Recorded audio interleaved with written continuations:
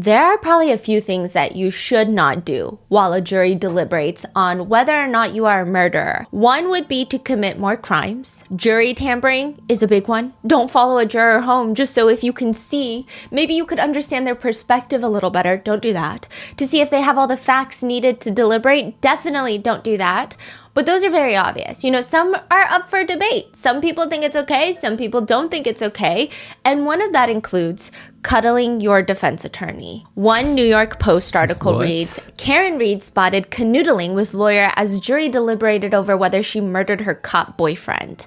There is an iPhone Live photo posted of Karen Reed outside of a fancy Boston steakhouse with Alan Jackson from the back. He's standing behind her, one arm around her waist. So she's facing forward, he's behind her, and the other arm is like firmly around her chest. It seems like everyone's giggling, goofing around, but it definitely seems intimate, and online, everybody just starts freaking out. First of all, Alan Jackson is married. He's worn a wedding ring throughout the entirety of the trial. But now, the timing of it all also feels way too intimate. One netizen says, it just looks so wrong and inappropriate. It's her attorney. And I don't know, it just doesn't feel like a normal attorney-client type of situation. The picture is a lot. Some try to argue, well, it's because they've been working very closely every single day with each other for years, fighting for freedom. Geez, can't a girl have hobbies? Like, can't a girl live a little? Others say they've become a close friends and a support system. I'm sure that his wife is totally fine with stuff like this. I mean, what's the big deal about this picture? It's not like they got caught making out or anything. Why are people so crazy? Others say, I just feel a little uncomfortable because he's married. But the people who don't like Karen Reed have used this photo as another example of why she's guilty of murder. How can she be so heartless and cruel? Karen, how exactly are you paying your attorneys? You will have your day. I'm totally disgusted. Another one reads, this is blowing it for me, for Karen Reed. This man is full of himself and he's all over her and she's loving it. He's married, but not for too long. They're definitely sleeping together. One source apparently close to Karen Reed tells TMZ that the picture has been taken way out of context. The two are just sharing an innocent moment of celebration. There's nothing on this picture, really. They're just, quote, goofing around. But Karen Reed supporters have stated, isn't it a little weird that the source only spoke with TMZ, a longtime non-supporter of Karen Reed? The connection to Karen Reed, the source has never been named, disclosed, further expanded upon. It's also weird that out of the major news media networks, the only ones that are really running with this video, this picture, are the ones that have not been favorable to Karen Reed since the very beginning. So what if the picture's not even real? What if it's AI? What if it's edited? Lars Daniel, a digital forensic expert, author of Digital Forensics for Legal Professionals, states, I certainly do not believe this to be real. He says it's weird that there's elements in the photo. So near the back of the photo, you see this parking sign. High resolution. You can read it. The Audi, the car in the back, high resolution, clear as day. So why does Alan Jackson look like a blob? His hair has clear indications that edits have been made. Additionally, his arm is kind of warped. It gets bigger and smaller and bigger and smaller in just ways that just don't align with human anatomy. Netizens have also noticed that there appears to be two Alan Jacksons in the photo. One of them is facing Karen Reed, taking a photo with David Yannetti. Some argue it's not him and it's a different friend, but it does look like Alan Jackson. And then another one who's hugging Karen Reed from the back. So which one is Alan Jackson? That is crazy. So you're saying AI? It seems to be edited by most people's professional and non-professional accounts.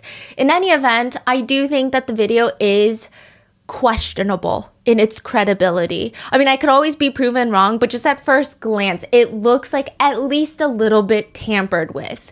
But overall, the whole thing feels oddly suspicious because the implications of if this photo is real versus if it's fake are drastically different. So for one, if the photo is real, you might have a questionable picture of an attorney and their client and perhaps a dilemma of professional boundaries and moral, ethical questions being bounced around.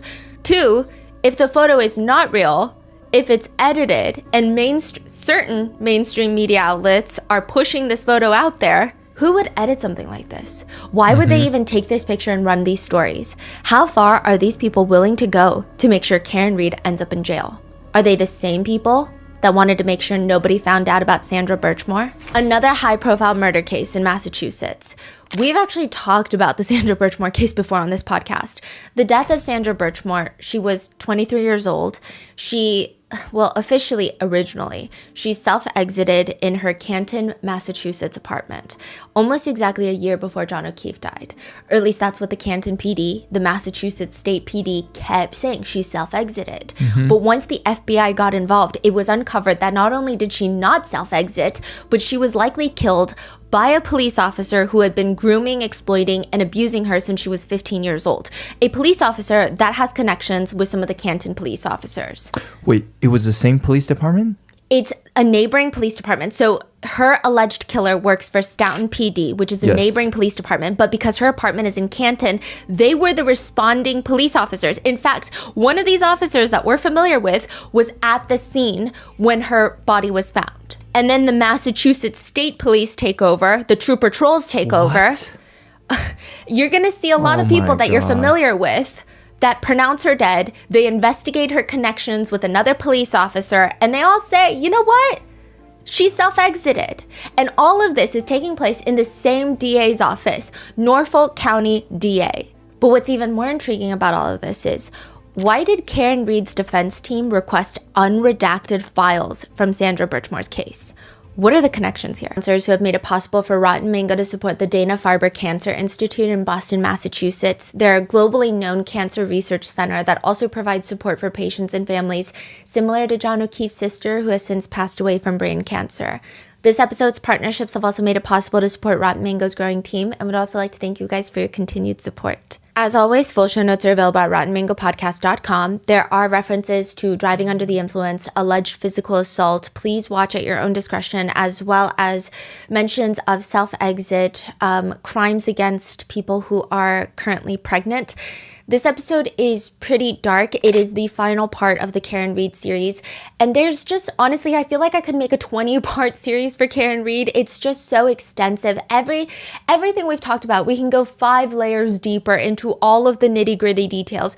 But because I think the main focus that people have been trying to center the conversation on is the connections to all of the corruption in Massachusetts and probably everywhere in the United States, this episode is also going to include the story of Sandra Birchmore, which we have already covered on this podcast, but there have been lots of new developments since then. So if you want to watch that episode, I'll link it below, but there's a lot of updates and I'm going to go through them today. And you don't really need that, but you do need the first 3 parts of the Karen Read series. There's no way that I can recap almost 10 hours of video footage for you. Just know that January 29th, 2022, John O'Keefe, Boston police officer, was found deceased in the snow on the front lawn of another Boston police officer's home, Brian Albert.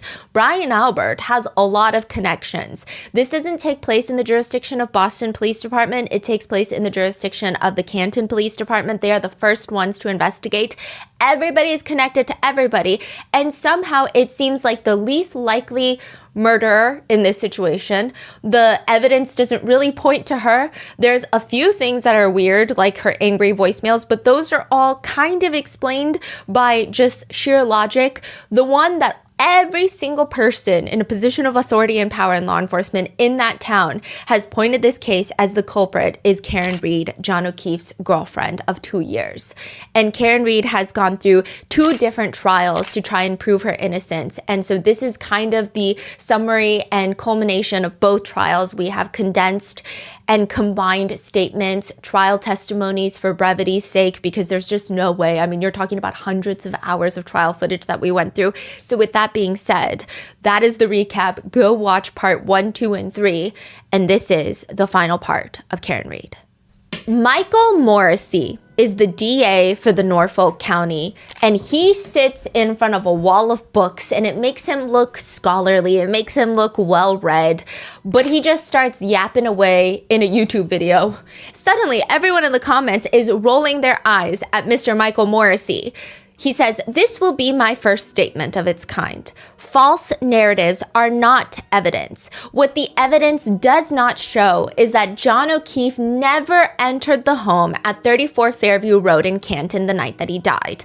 11 people have given statements that they did not see John O'Keefe enter the home at 34 Fairview that night. 0 people have said that they saw him enter the home. 0. No one. Some have, without evidence, pointed to 18-year-old Colin Albert, a nephew of the homeowner, and accused him of attacking John O'Keefe as he entered the home, but phone evidence shows John O'Keefe never entered the home at all. There was no fight outside. There's no fight inside the house. John O'Keefe did not enter the home." Colin Albert, the young man being vilified, knocked out, KO, bang, bang, was not present when Reed's vehicle and John O'Keefe arrived on the street. This is a false narrative. When was he saying this? This is like before trial too. Okay. And people are confused because why does this man sound like an attorney for Colin Albert and not a DA? Because aren't DAs supposed to be trying the case before the jury and not telling the jury what to think about this case? But he continues, Colin Albert did not commit murder. How would you know that? There was no investigation into that. Were you there? Yeah, were you there that night? Check his phone records. I'm just kidding. He seems crazy. Jennifer McCabe, Matthew McCabe, and Brian Albert, these people were not part of a conspiracy and certainly did not commit murder or any crime that night. Well, I feel like a lot of them were drunk driving, so that's at least a crime. So you're already lying. They have been forthcoming with authority, providing statements that have not engaged in any cover-ups. They are not suspects in any crime. They're merely witnesses in this case. To have them accused of murder is outrageous. To have them harassed and intimidated based on false narratives and accusations is wrong. The autopsy of John O'Keefe was conducted by a forensic pathologist. The doctor found the injuries that left John helpless in the cold were not a result of a fight. That is an entirely false narrative. She stated specifically that she could not rule out a fight. It could have been from a fight. It could have been from being hit by a car. It could have been lots of things, which is why the manner of John's death is listed as undetermined.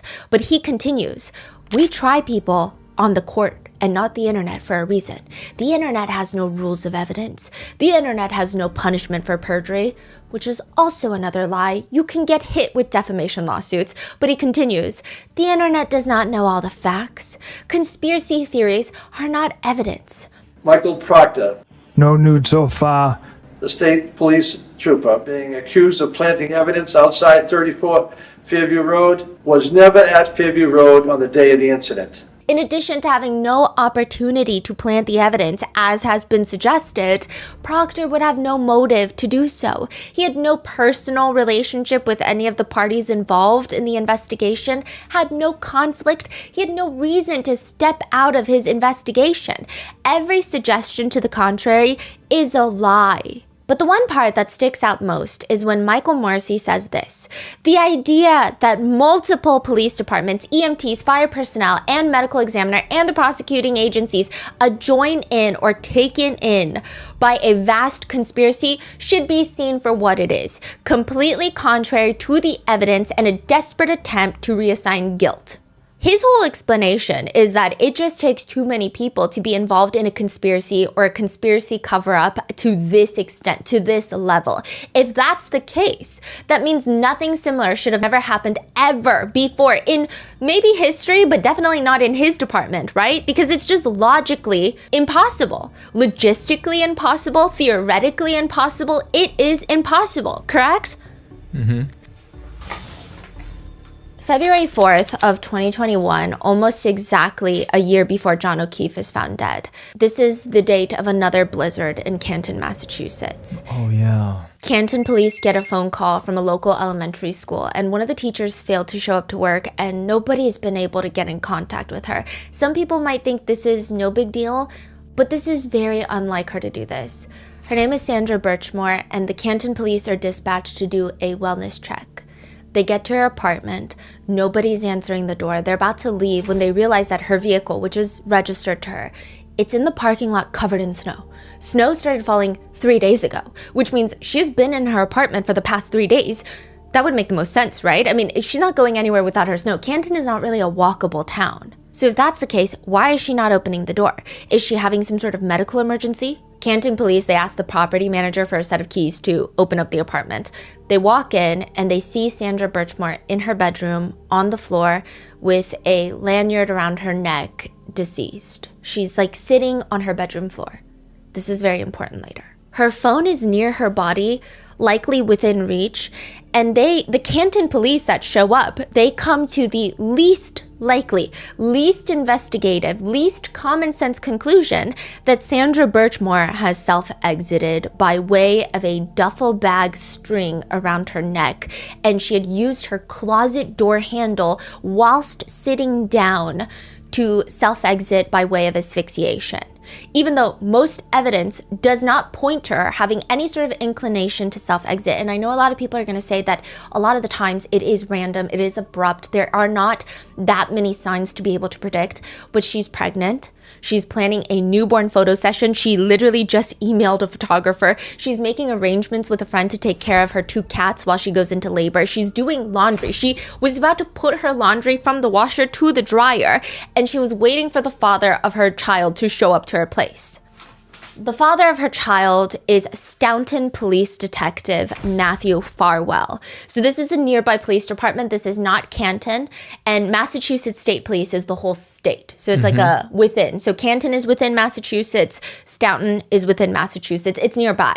Matthew Farwell is clearly not happy that Sandra Birchmore is pregnant with his child. I mean, for one, he's married and his wife is currently also pregnant with their 3rd child. He didn't like that Sandra was going around telling everyone that she was pregnant with his child. He didn't want to pay for child support, and he definitely didn't want to get investigated because Sandra Birchmore isn't just a woman that he's having an affair with. Sandra Birchmore is someone that he has known since she was a little girl.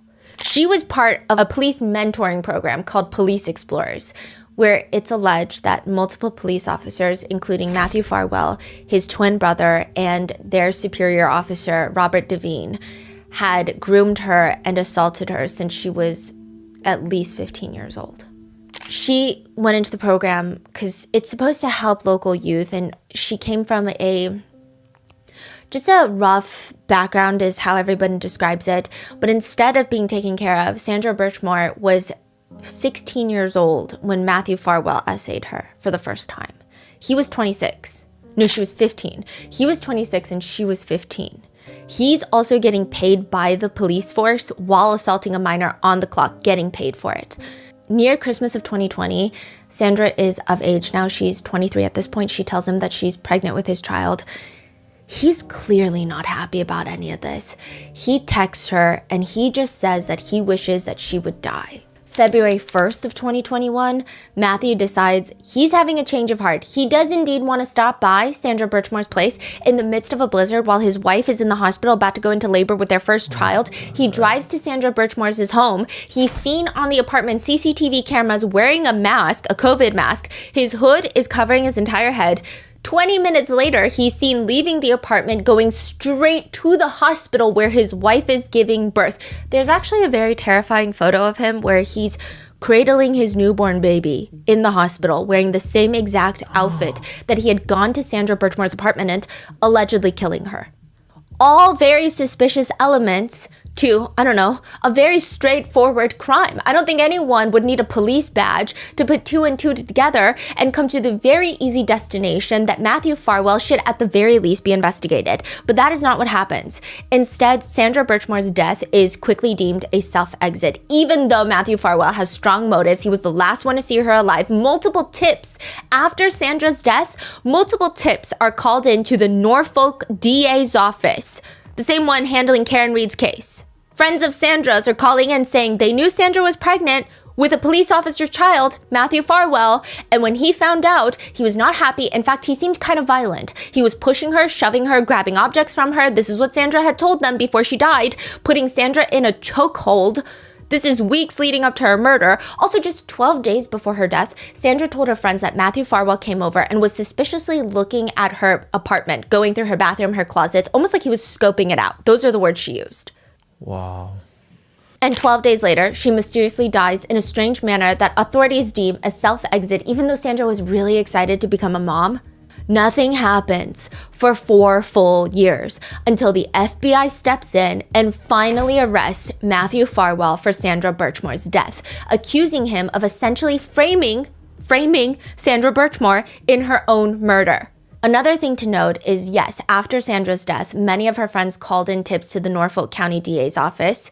And even when the red alarms did not go off, I mean, it should have, but even prior to her passing, people were calling into Staunton PD to report Matthew Farwell. Sandra Birchmore had told a few of her friends that she was pregnant with Matthew Farwell's child, and he had actually started essaying her since she was 16. She did not believe it to be SA because she had been so groomed, but they had noticed it was SA. So they call Staunton and they're like, one of your officers was abusing the police program, the Explorers program, to SA a minor at the time. This is even before she passes away. And just like Karen Reed's case, a lot of different agencies were involved with this whole investigation before it goes to the FBI. Matthew Farwell is part of Staunton PD. But Staunton PD has no jurisdiction because Sandra Birchmore is found deceased in Canton. So Canton PD are the first ones to arrive at the scene. It's later handed off to the Massachusetts State Police. Why is that? They handle most of the unattended deaths. Canton PD is just too small of a police department to handle a lot of the homicides. So I think they hand off a lot of their bigger cases. The Massachusetts State Troopers are the ones that deemed Sandra Birchmore's death as self-exit, but also the Canton PD. They both deem it a self-exit. Canton PD, the Massachusetts State Department, and even the DA's office is like, yeah, it's definitely a self-exit. In fact, you're going to see a lot of the same people that are involved. So the first connection between these two cases comes from Michael Lank.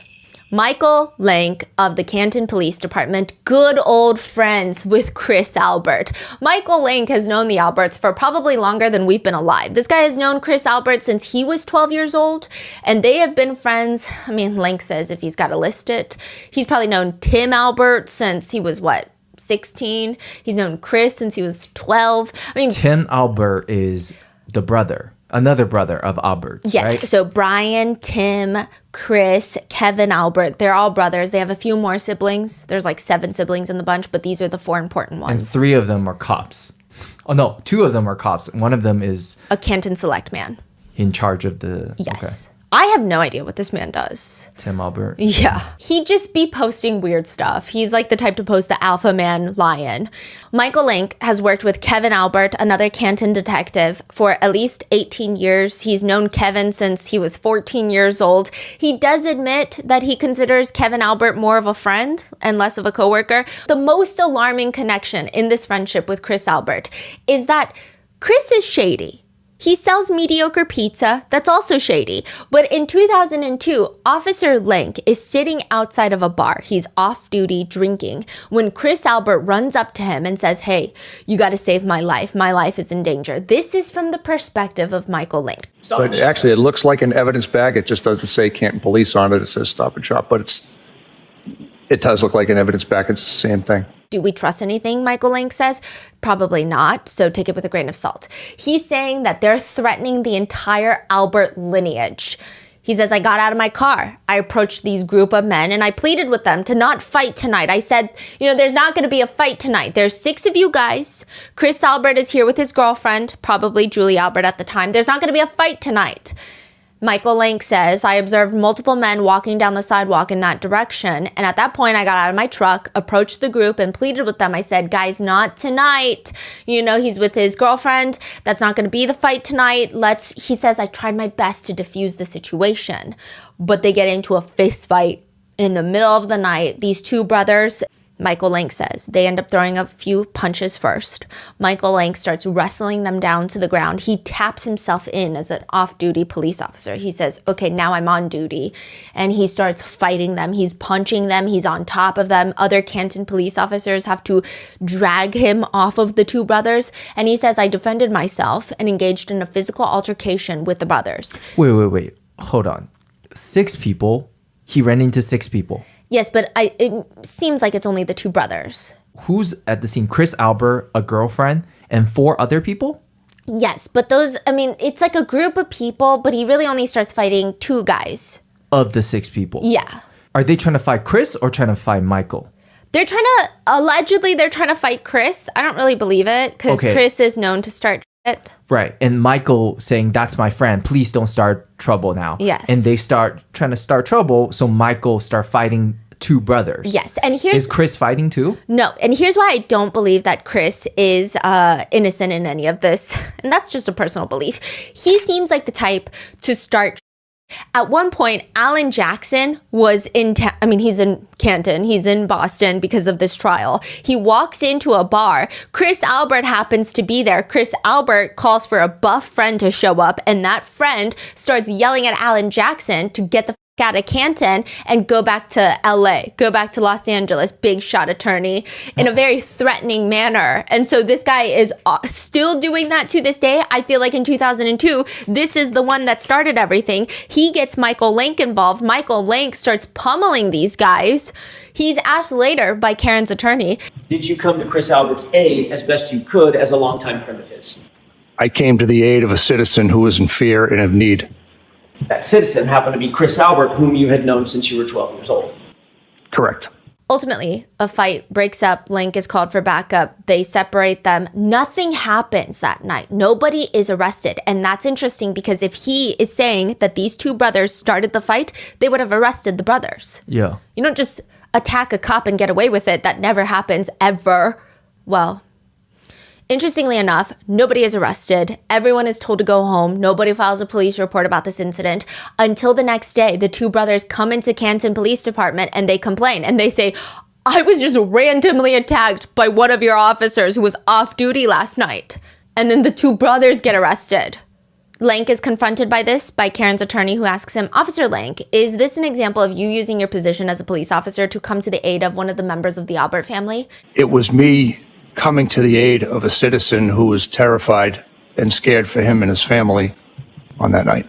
Who happened to be named what? Who happened to be Chris Albert. You indicated that either they made a threatening comment to you or a disparaging comment to you about I don't give a fuck, correct? Correct. Isn't it true that what was actually said was you said to them, I don't know who you are, but I'm going to make your life miserable? No. Michael Lank, connected with the Alberts, connected with Karen Reed. He is one of the first to show up at Sandra Birchmore's apartment when there is a wellness check called. He is one of the few officers that finds her deceased body and starts the investigation into Sandra Birchmore's death. Now, speaking of the Albert family, Kevin Albert was additionally one of the few at the scene of Sandra Birchmore's investigation, but he was at the scene much later, so he did not discover Sandra Birchmore's body. He was actually not a big key role in the investigation, but he did go to the apartment complex to gather CCTV data. Which they see clearly that another officer was at the scene. Yes. Daniel Whitley is a paramedic. He is also another connection. He's one of the first paramedics on the scene for Sandra Birchmore. He's also the paramedic that drove Karen Reed to the hospital after she was Section 12'd. He's also Carrie Roberts' neighbor. Mm-hmm. When Carrie Robert hosts a neighborhood block party, he brings the fire truck because he's a firefighter paramedic. He brings the fire truck to the block party. Now, what's interesting is in part of his testimony for the Karen Reed case, a lot of netizens think this guy just does not like Karen Reed. People don't understand why all of these law enforcement officers have so much hatred and vitriol for Karen Reed without even really understanding. First of all, if you're a law enforcement officer and you look at this case, because a lot of people have pointed out, why is it that all police officers from across the nation have not come in support of John O'Keefe and this trial? Because if you are talking about a police officer that has been murdered by their girlfriend, every single cop in the entire nation is going to be posting about it on Facebook. When a cop goes down, the blue wall stands strong. Every other cop is posting about it. It doesn't matter if you've never met that cop. You're posting about it on Facebook. And you're saying the cops are not across the... Not a lot. I mean, you have the Boston Police Force. They showed support briefly initially when John O'Keefe was first deceased. And then you had a few local officers. You have the Canton Police that have rallied around, but definitely nothing like what you would imagine, especially a case this high profile. I would understand if maybe it's not a high profile case and these cops just haven't heard of it, but I would think everyone from the NYPD all the way to the LAPD would be posting about it. Why is it that they're not? Is it because they're looking at it and going, oh, this is a weird investigation? But it seems like every single person that goes on the stand doesn't feel that way. In fact, it seems just like they hate Karen Reed. It's like they have a predisposed condition to hate her. When Daniel Whitley is talking about what he witnessed in the ambulance, he does admit that Karen Reed was a wreck, which is pretty on par with what you would imagine someone going through a traumatic incident. However, he says, quote, she was crying about having to take care of kids, saying she couldn't do it. I was saying, you can do this. It's not as hard as it seems. Which again, doesn't really seem that motivating, but he continues. She kept saying, I can't take care of these kids. I can't take care of these kids. They're not my kids, and they're not his kids. So I said, listen, it's okay. It looks like you have a very strong support system. And she had been crying. And she picked her head up and said, do you know Carrie Roberts? And I said, a matter of fact, I do. And she said, anybody who knows Carrie Roberts wouldn't say that about her. And I said, well, she did come to out at early in the morning to look for your husband in a blizzard. And she just rolled her eyes and put her head back down. And I thought it was just bizarre. Wait, can we break that down for a second? Yes. I feel like that was packed. What does that mean? He's saying, you've got a strong support system. You've got this. And okay, Karen Reed, she unprompted does say, do you know Carrie Roberts? He's like, yeah, I do.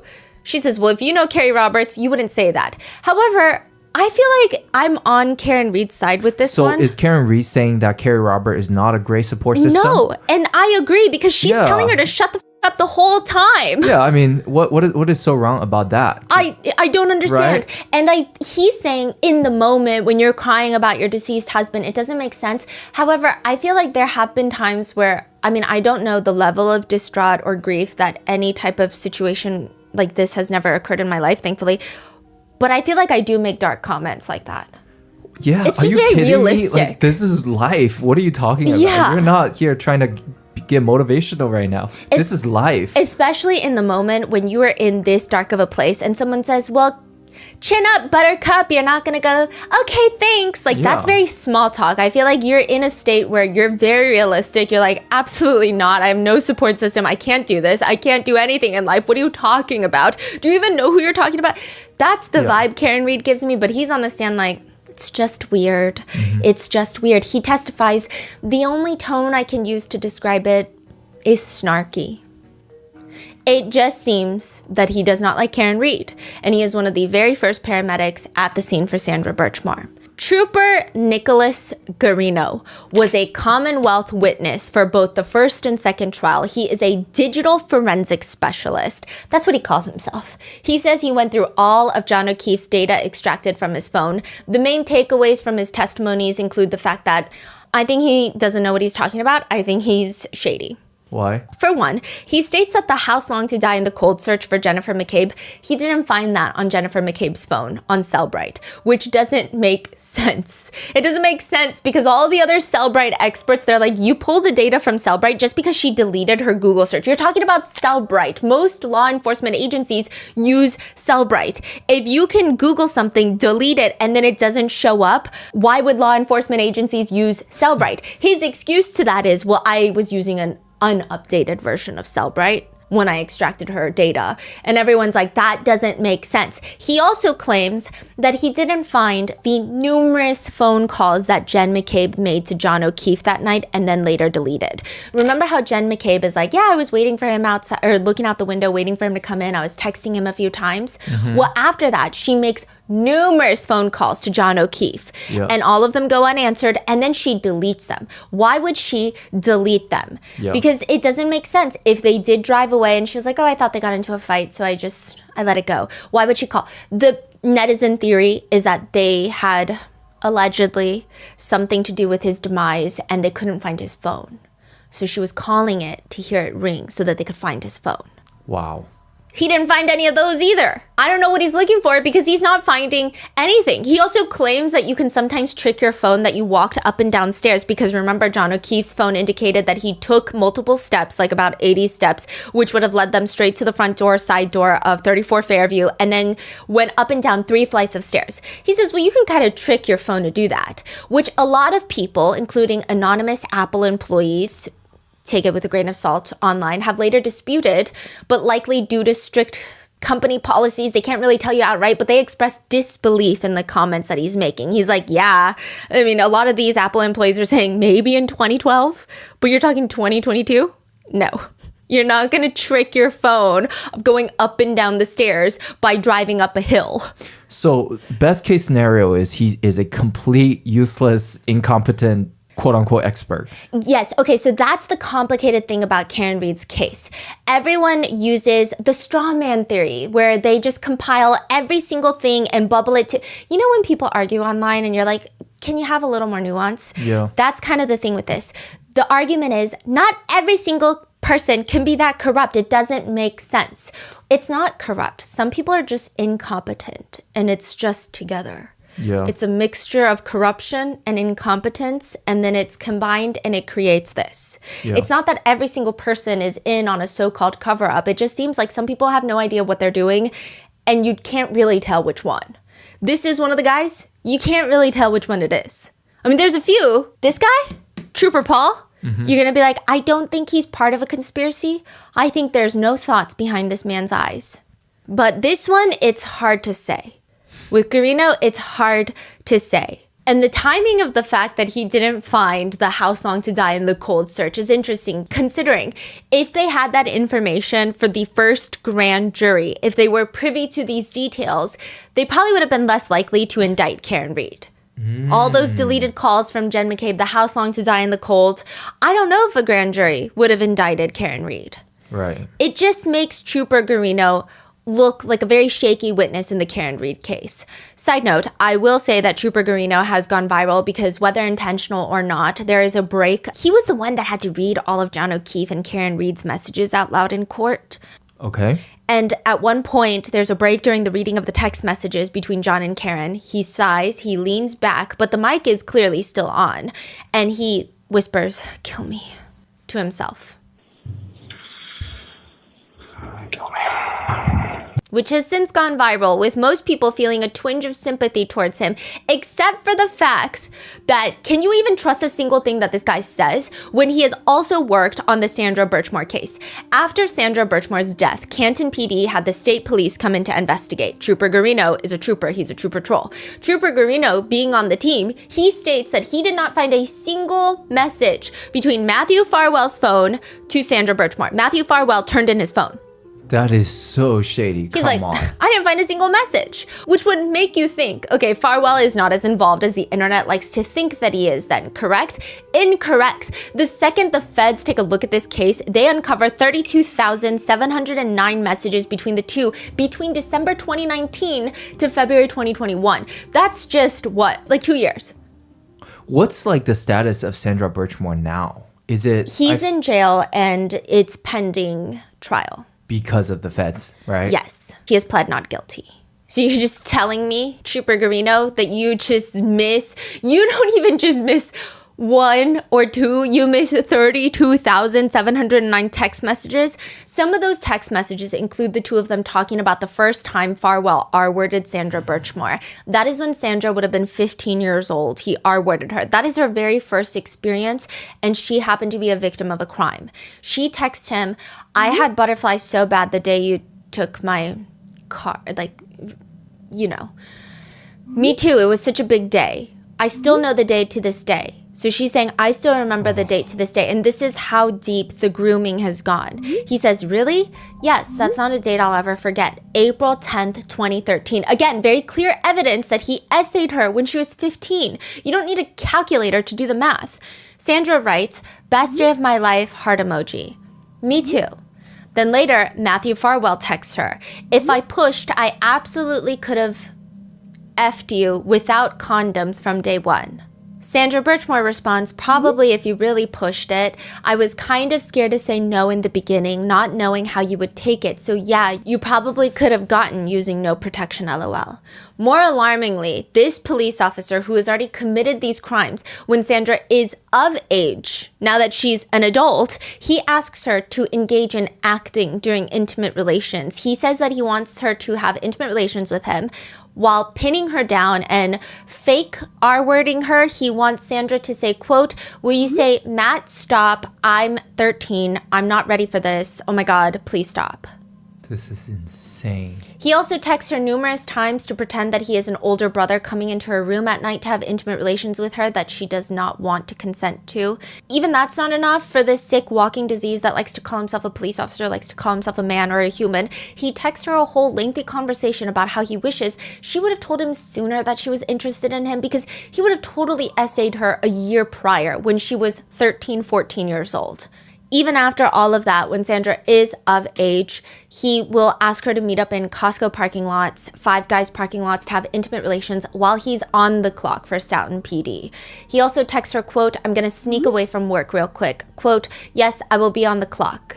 If this is not already a steaming pile of motivations for Matthew Farwell to kill Sandra Birchmore, that just goes over the trooper's heads. There's also these messages. Sandra Birchmore texts Matthew Farwell a poster board that she made that reads, congrats, we're going to be parents. To which Matthew Farwell responds, I literally have nothing to say right now. How could you express that in text when I said I don't appreciate it? He responds, how far are you? Regardless of how far, we're keeping it. Okay, we will need to talk then. No, that's obvious. I'm mad at how you're acting over a choice we both made. I'm mad you act like you gave anyone a choice. Oh, so you didn't have a choice? Per usual, you make and do whatever you want. This is coming from the R-worder that R-worded her when she was 15. He says, you are truly the worst person on the face of the earth. According to the feds, Sandra's diaries also indicate, as well as text messages, indicate that Matthew Farwell would punish Sandra Birchmore ever since she was a kid for things like getting bad grades, for failing to share her cell phone location data. He would punish her with really rough essay when she was young. He also details his ideal situation, which would be her pretending to be 13 or 14 years old. And he says, quote, you can say no and make me take it, full R word. After an in-person meeting, Sandra texts Matthew Farwell, it made me really uncomfortable and stressed out and scared when you were next to me because I thought you were going to hit me after you said what you said and took things out of my hand. That's why I was crying. I know you wouldn't, but it still scared me. Which makes sense because this guy is very scary. A federal search warrant of his devices also found that he liked lots of memes involving necrophilia. Again, a detective. He liked one that reads, what does a pulse and a destination of intimate relations have in common? I don't care if she has either. He doesn't care if a woman reaches a destination. Or dead. Or if she has a pulse. Another one he likes says, when she says, choke me daddy, and you get carried away and now she's dead. Another one that reads, if you f*** a corpse on a waterbed, it feels like they're participating. A report from the feds reads that he also liked a meme that reads, quote, glorifying a person who kills and essays someone no one will miss. Another one shows a woman with a piece of duct tape over her mouth. And again, this is a police detective. A woman with a piece of duct tape over her mouth, and it reads, duct tape turning no, no, no into since 1942. A police detective. A month before Sandra Birchmore is found dead, she's texting Matthew Farwell trying to compromise, knowing that he has a family, which, side note, he R-worded her for the first time a month before he got married to his wife, the mother of his 3 children. She was 15. Sandra texts him, you don't have to sign the birth certificate if they can have your name, and I won't move to Stoughton. I won't bitch about holidays, but I would like you to come a few days before Christmas and Easter so you can see what they get from me, and I don't want you to leave them out. And 3, if you want to try and support them, we can talk about that, but I do want you to see them. I feel like I'm trying to be as fair as I can, and I want you to be there for the labor. I'm standing my ground on that one for sure. Okay, we can discuss this more in person. It's a lot to think about. It's so much more than you have ever asked for. Sandra Birchmore sadly responds, and still less than what any other girl would ask for. Just 2 weeks before Sandra's death, adding more motivation into the mix if you can even fathom that, one of Sandra's friends calls him into the Stoughton Police Department to report Matthew Farwell for essaying her as a teenager. He texts her, dude, your fucking friend called my job, Sandra, what the fuck? Wait, another friend said that Matthew essayed Yes. The friend? No, Oh, Sandra. Sandra, got So it. Sandra had told, and I think the friend is like, okay, Sandra, you don't see how alarming this is. This is not normal. He can't be a police officer. Call Stoughton PD, and he's texting her upset. And Sandra just texts question mark. He says, you told me that no one knew about us, yet she claimed we were f***ing. Like, you have no idea how bad what she did is. I literally can't believe this is even real life. Like, what else do I have to worry about now? Which other friend will do something tomorrow? And just a few days before her murder, there are text messages proving that Sandra went to Walmart to get a copy of her apartment keys, as is requested by Matthew Farwell. Text messages to Sandra's friends from Sandra indicating that Matthew Farwell came over to scope the bathroom. All of these are messages that are seemingly missed by Trooper Garino initially. How does Garino still have a job after that? Yeah. Well, I don't know. I mean, to say the least. The guy should be locked up too for... In our opinion. As they say, though, you cannot be fired from the police force for incompetence. You have to be fired for, like, brute, over-the-top corruption, which is hard to prove because you can always argue corruption is just incompetence. All of these messages are seemingly missed. Trooper Garino's explanation for that is that Matthew Farwell already told him that the messages between him and Sandra Birchmore were deleted from his phone, so he didn't really take it as a big red flag. He just kind of goes with it. Which even then, a digital forensic specialist should know that doesn't mean deleted, right? Deleted does not mean deleted when you're a law enforcement officer. Additionally, he pulled extractions from Sandra Birchmore's computer, which shows thousands of communications between them. It also includes Matthew Farwell Googling and deleting, quote, "Can deleted iMessage be recovered by Cellbrite?" Which sounds very similar to House Long to Die in the Cold. And then another one, quote, "Can you revoke consent in Massachusetts?" Both of which he has deleted. But the jurors for Karen Reed's case don't know any of this when Trooper Garino is testifying. Just like they don't know about the FBI investigation into the investigation of John O'Keefe's death because Auntie Bev has ruled against it. There will be no mention of it. She states testimony about unrelated death investigation, Sandra Birchmore, would result in a trial within a trial with much information being inadmissible, confidential, or offered without a proper foundation. Elizabeth Little argues that the parallels in these cases couldn't be clearer. Both cases involve a failure to investigate a law enforcement officer who should have been a suspect. The reports by investigating officers that led to the improper clearing of Farwell go directly towards the credibility of these officers. But alas, regarding any information regarding Sandra Birchmore is not allowed into Karen Reed's trial. One criminal justice journalist states, "Understatement of the century, but Massachusetts has a serious problem with murder investigations involving police suspects, witnesses, and leads." So they can't bring it up. So the second trial, the defense, they just completely forego a cross-examination for Trooper Garino. They don't even touch it, but the internet goes crazy. They don't even touch it. They go, "We have no questions." Sergeant John Fanning. Before this case, Sandra Birchmore's case, gets taken over by the feds, it goes from Stoughton PD to Canton PD. Well, Stoughton really didn't do anything. Canton PD to MSP. And they decide that maybe we are going to investigate Matthew Farwell, the state police. They're like, okay, let's look into him. Who is John Fanning? John Fanning is lieutenant of the Wait. Massachusetts State Police. He's going to be connected. Just you wait. Okay. He's going to be leading the investigation into Sandra Birchmore's death. He's like, Garino, pull the text messages. He's like, I couldn't find any. And so he's like, okay, let me investigate what's going on. Now, what do? Do they investigate Farwell for potential murder? No, they investigate him for larceny. In other words, they're going to investigate him for stealing taxpayer money, as there is proof that he was essaying Sandra while he was, quote, on patrol. They're not investigating him for essaying Sandra. They're investigating him for having intimate relations with her when she is of age while getting paid at work. Why is that easier on the charges? I guess it's better than not investigating Matthew Farwell at all. And this is a pretty slap on the wrist charge, hopefully. Doesn't look as bad. Yeah. Even when people are lining up, calling in to say, hi, I'm Sandra's friend, and she told me that Matthew Farwell put her in a headlock and snatched her phone from her and stated, quote, I wish you would die. I want nothing to do with this baby. But he says larceny. And that when she showed him a sonogram, he pushed her to the ground and said, that's not my child. I want nothing to do with you. He says larceny. He believes that Sandra Birchmore has self-exited. He said based on the physical evidence, personal notes discovered, as well as the medical examiner's findings and medical determination, she self-exited. He writes in his report about Sandra Birchmore that yes, Trooper Garino did eventually discover text messages between Farwell and Sandra Birchmore, but really all it did was indicate that there was a relationship between them. However, Sandra communicated often with friends and family, and it appeared that Sandra had sexual relations with other men in the months leading up to her death. There were no threats of harm by any of these individuals, including Matthew Farwell. Side note, all of this is happening after Matthew Farwell was caught lying to state troopers about his relationship with Sandra. First, he told them that they only started having relations after she was of age. They've only had relations a few times, and the last time that they've been intimate was a long time ago, which is all entirely false, and the troopers should have discovered that very quickly on. And I do want to say, just like the Karen Reed case, why does every trooper have a problem with the victims? Why does every trooper have a problem with really anyone that's not law enforcement? Because the way that everyone is saying that, oh, well, Karen Reed was snarky, Karen Reed was this, it's just like these snide side comments that are just weird to come from law enforcement officers who are supposed to be objectively investigating a case. When the Canton police write their report on Sandra Birchmore, they dog on her apartment for being messy. Oh, They're yeah. like, looks like nobody's cleaned it in months. I remember, yeah. But you know what's interesting about Fanning? In his free time, this guy belongs to a group chat. Michael Proctor?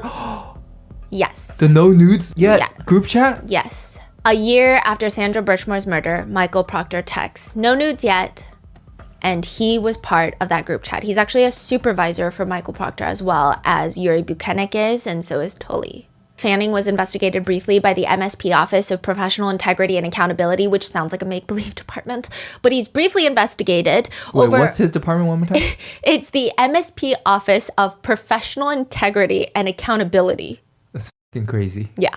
It's like if we had a department of silence and peace and quiet. It just, doesn't mix. That's what they have. He's investigated. He says that he didn't see the text message. And the investigation shockingly ends with, quote, insufficient evidence to either prove or disprove if John Fanning failed to reprimand Proctor as his supervisor. Do all of these people still have their job? Has anybody received any punishment or? Yes. So Michael Proctor is fired, but he's appealing that.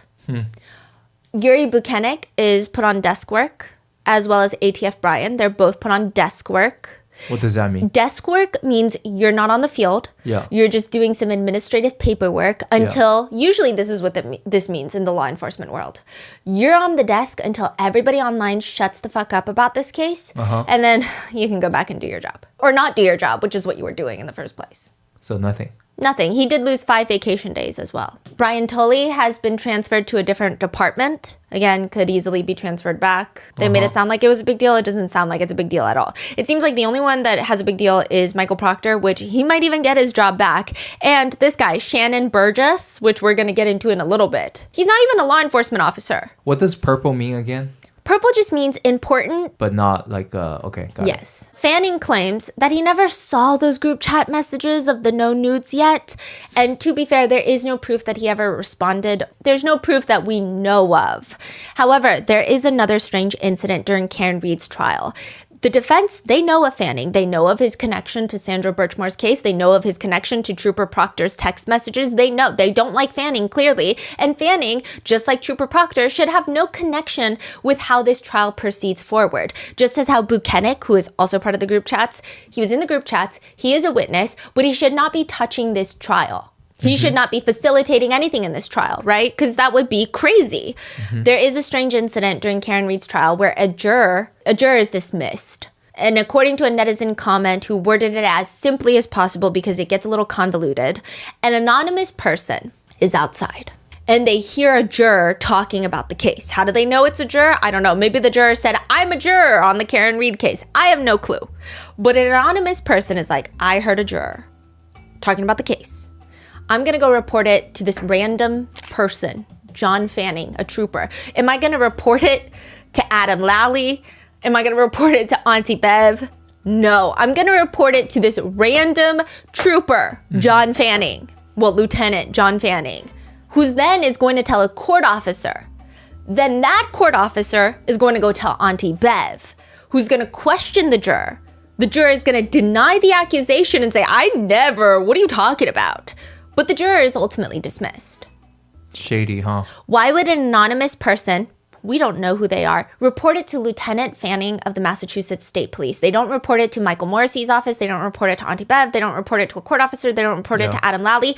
Why wouldn't they just go straight to a court officer themselves? The defense has asked the court to get more information from John Fanning about this whole incident, but that is denied by Auntie Bev. Attorney Jackson actually pops off on Auntie Bev saying, we were told that he was the commander of the extensive security operations in this case. It's reasonable to conclude from that statement that Fanning was either directly in charge of or in charge of the jurors, which the court is now telling me he wasn't. We reasonably concluded that this doesn't make any sense. He's saying it doesn't make sense, okay? We were never allowed the opportunity to find out exactly what his role was because the court refused our request at the time. Here's what we know about Lieutenant Fanning. He's among the troopers that one of Michael Proctor's supervisors that was included in the text chain when Trooper Proctor said he was going through my client's phone looking for nudes. He's the source to whom something was reported about juror misconduct. And when you couple those two things together, it's unreasonable to conclude that he was at least, within the orbit of security operations governing the jurors. Like, what does he have to do with the jurors? Yeah. That's weird. It's like even when the Diddy case you guys are doing, if there's something suspicious or something like that, you report it to the court. You report directly to the authority, not to a state police. It's very weird. Yeah. If you ask John Fanning, if Auntie Bev was like, okay, attorneys, ask John Fanning, and he's like, yeah, it was my neighbor, and they didn't know who else to tell, and they were just telling me because they thought it was weird, but they didn't know the rules. Even that would be weird because of his position in all of this, and the juror denied it. I feel like it would still require further investigation, especially on the defense part. But the fact that Auntie Bev won't even allow the questioning is bizarre. And the defense says there was no evidence presented at the time, as the court knows. There was no declaration. There was no report. There was no supporting documentation whatsoever over the defense's objection that is, very... Also, this juror is potentially defense-friendly. Right. Seems to show a lot of likeness for the defense team during the trial. To which Auntie Bev is like, well, he doesn't have any charge over the jurors, so move on. That's all she says. Jackson asks for proof, and she says, we're going to move on. And it's so bizarre that a lot of the comments read, she has already decided beforehand that she was going to interrupt him and say moving on. Every time she has no answer, she shuts Attorney Jackson down and says, let's move on. Let's move on? What about the issue at hand? What do you mean, let's move on? Which, at the very least, this guy just does not deserve to have a job, in my opinion, John Fanning, let alone in police work. But it's just suspicious that in both cases that Fanning is involved in, that the state troopers report there's nothing weird about this case at all. Side note, that's another thing that the feds pointed out was crazy, is that a lot of Sandra Birchmore's family have come forward to say, hey, we did find something suspicious at her house. So after the police cleared out of her apartment, we had to go clean her apartment, and we found her favorite necklace, her prized necklace, which is this necklace with a chain and a pink flamingo. It was on the ground with clumps of hair. Why would it be on the ground with clumps of hair? They're telling the authorities, I'm telling you, this is weird, right? The feds look at the crime scene photos, which obviously have not been released for obvious reasons, but they say what's even more alarming is that that necklace was not on the ground. That necklace was on Sandra Birchmore's body in the crime scene photos. It was broken and it was dangling off of her neck with clumps of hair. Do any of these people put that in their reports? No. You know what they put in their reports? Quote, trash and clumps of cat fur on the carpet indicating that it had not been cleaned or vacuumed in some time. Wow. When the troopers later are asked about the security footage where you can clearly see Matthew Farwell, I mean, he's a tall guy as well. He's got a very specific build. It's him. His car rolled up to the apartment. It's him. They are very cautious with their wording, stating the man is a male believed to be Matthew Farwell. One of the state officers working this case used to be a former Stoughton police officer, which Matthew Farwell is a Stoughton officer. Yuri Buchanek had spent a lot of time in Stoughton. I believe he lived there at one point. So there's a lot of connections with these small towns. Do they mean anything? Do they not mean anything? I don't think any single person online would be putting these weird dots together being like, oh, they all lived in the same town as something nefarious, except for the fact that they are all conducting themselves like weird villains. Yeah. But following Sandra Birchmore's death, it seems maybe the only police department that maybe a little bit did something. Well, I don't even want to give them that much praise, but the Stoughton police, they did place Farwell firmly on administrative leave very quickly. I think Stoughton PD does have a female police chief, like one of the first female police chiefs. Some netizens were saying, well, maybe it's that. Some are saying, well, no, she still sucked. It really depends. But at the time, apparently Farwell went to a bar with a local coworker. He goes to this local bar with a coworker, and during that meeting, he tells the coworker that he did have intimate relations with Sandra Birchmore. However, at no point during that conversation did he express any grief, sadness, or remorse about her passing. In fact, he told that person that he was very angry with the MSP for looking into him. He also participated in a joke at one point, I don't know why there's a joke to begin with, about the fact that she was found on a closet door. I guess a bunch of officers were laughing at it. He was telling a buddy? Yeah. Another police? He was like, yeah, I did have intimate relations with her. And he expressed no grief that she passed. And then he was like, but I'm just kind of pissed off that these troopers are looking into me. And the buddy reported this? Yes. And yet, Fanning and the troopers find zero evidence that could point to Sandra Birchmore's death as being anything but a self-exit. Meanwhile, the feds say, this is literally crazy. It's right there. Not only is it Matthew Farwell, it's his twin brother, also a police officer, and their supervisor, Robert Devine. And all three of them have been involved in her life since she was a young teenager and exploited her for nearly a decade. The investigator for the feds who combed through a portion of the messages says he wanted to wash his eyes out with holy water after seeing some of those messages. What happened to his twin brother and his supervisor? I think they're all put on leave, but I don't know if they've been arrested yet. The state troopers, they never caught that. Why would they? Usually there is a synergy in the courtroom that opposing counsel have, and typically you would hope that the judge at least appears to be a neutral force in the courtroom, which is why we called Judge Arun Father Arun, because it was like a dad and his kids all fighting each other and arguing, and then he's like, okay, kids, calm down. And I use that term specifically because he never showed favoritism, which is a very important deal. Even if you are biased against or for the defendant, you need a judge that does not show favoritism to one side or the other, because that could cause appellate issues, that could cause justice issues. It's a big problem. We have no clue what's going on with the three groups of people if they actually like each other, but usually there is this synergy that's supposed to be preserved. People think that's not happening in this case. That is not happening in this case. There is one viral moment where Karen Reed, she is sitting at the defendant table, and it's gone viral. She's sitting there. Alan Jackson is passionately disagreeing with the judge about the verdict slipped, arguably the most important piece of paper during the entire trial, the piece of paper that the jurors take back to the jury room to determine the fate of Karen Reed's, entire life. He says the fact that there's no box to check not guilty for lesser charges, or really most of the charges, is absurd. Auntie Bev is saying, well, it's always been done that way. If they find her not guilty, they just don't check the guilty box. This verdict slip as submitted to the jury is exactly how it always is in Massachusetts. I don't really care how it always is in Massachusetts. I care about whether or not it's appropriate. It's appropriate. Different things. It's appropriate. For a superior charge, they have to decide that she is not guilty of the superior charge. And that is the starting point of whether or not she is guilty or not guilty of any subordinate charge. How do they decide that she's not guilty of the first subordinate charge, involuntary manslaughter? Okay. Anything else you want to say, Mr. Jackson? I'd like an answer from the court. How do they decide that she's not guilty of involuntary manslaughter on that verdict form? That's their decision to make. And how do they make it if they don't have an option to check a box that says not guilty? They don't check the box that says guilty, do they? And then when they go to the next block, they don't check the block that says guilty, and on the top, you're left with not guilty. Okay?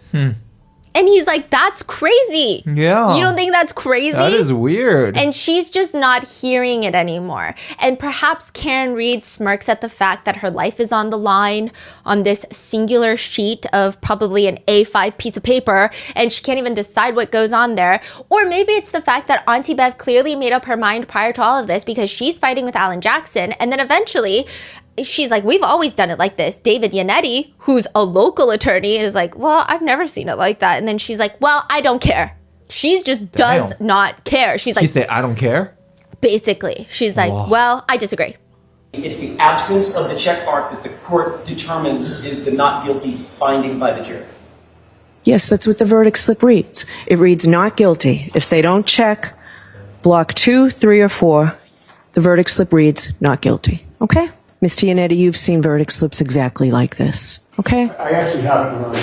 I have not seen a verdict slip there where not guilty is not an option for the rest. Okay. I disagree with you. Or maybe it's the fact that Auntie Bev already made up her mind, or I don't know what it is, but also she's on trial for murder that she, I mean, in my opinion, and also legally, did not commit.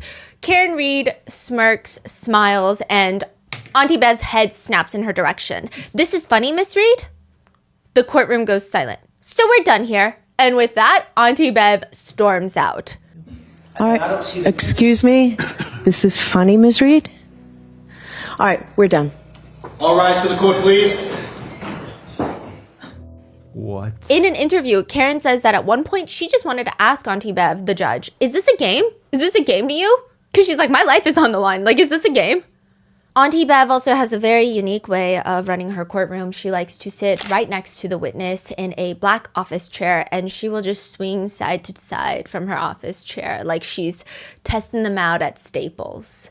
She looks like she's in a meeting about what people want to do with the communal restroom towelettes, if they want to switch them to a different brand or if they want to stay with Georgia Pacific. That's the vibe she gives me in the middle of a witness testimony. Her mic is on. It does not relay directly into the courtroom, but all the live streams can hear it, and it's just... Okay, Mr. Yannetti. Okay, Mr. Jackson. I don't know what it is. Also, another thing is Father Arun was very quick with any objections during examinations. If he overrules the objection, just a quick overruled. It's overruled. It's overruled. Or a soft sustained, which is rephrase the question, or a firm sustained. That was it. Those were like the 3. Maybe 4 if he didn't know the grounds, so he would ask grounds and then they would tell them the grounds. Auntie Bev, this is the new catchphrase out there, which is, I'll allow it. I'll allow it. I'll allow it. I'll allow it. I'll allow it. I'll allow it. I'll allow it. Nothing more. I'll allow it. I'll allow it. I'll allow it. Instead of overruled, it's I'll allow it. That's her version of overruled. And now everyone online has made a meme out of her. They said, I'll allow it. House long till I'll allow it. Okay, which kind of sounds mean because she's technically just doing her job as a judge, but that's not what it feels like to netizens. It feels like this judge just does not like the defense at all. Not nearly as much as she likes the prosecution. It feels like she doesn't like them even a tiny crumble. Some netizens have noticed that the timing of her sighs are consistent with when the witnesses are caught in their own lies and the defense team goes down a list of questions that's going to rip them up more. She's just sighing when the defense has really good points. One netizen comments, there she goes sighing again. Bev sighing yet again. The judge is so biased, she's always sighing when the defense is doing a cross. Oh, Bev, your bias is showing again. Sometimes she'll sustain objections and not let the defense question witnesses on what netizens believe to be their right to a rigorous cross-examination, to which a lot of legal experts online have even said, I don't understand why she's sustaining those freaking objections. It doesn't even make sense. It's probably causing a lot of appellate issues later on. For example, when Carrie Roberts is caught in what can really only be defined as a lie about stating previously that she heard with her ears, heard Karen Reed ask Jen to Google how long to die in the cold, or well, hypothermia. And now she's saying, I misunderstood the question that was asked to me. I actually never heard her ask Jen McCabe that. Jackson is like, so you lied? Auntie Bev steps in and asks Carrie, was that a lie? Did you lie? Not intentionally. And Jackson is like, but you did. Not intentionally. Okay, and that's the end of that question. All right, is there any other question, Jackson, or is that it? And that was a lie, correct? Objection. Was that a lie? Did you lie? I did not intentionally. But you did. And Not intentionally. okay, that's the end of Understood this. the question, Mr. Jackson. To which a comment reads, why does the judge keep saving these goddamn witnesses? That lady lied. If you're a judge, you should want the truth from the witnesses. During Brian Higgins' testimony, one netizen comments, the fact that the judge prevented questions regarding him destroying his phone is corrupt. She was very careful about which questions she sustained, and a lot of them about him, I don't know, destroying his phone and throwing it away at a military base, a lot of them were sustained. Last question, Mr. Jackson. Did you remove the SIM card for that phone, drive onto a military base, throw the SIM card in one dumpster and the phone in a different dumpster? That is not correct. Did you testify that Was your one question, Mr. Jackson? Questions would be asked and he wouldn't have to answer to them. Or there are other netizens that pick up small things, such as one netizen comment reads, "Judge didn't interrupt the prosecutors once during the direct. Let's see how often they interrupt the defense."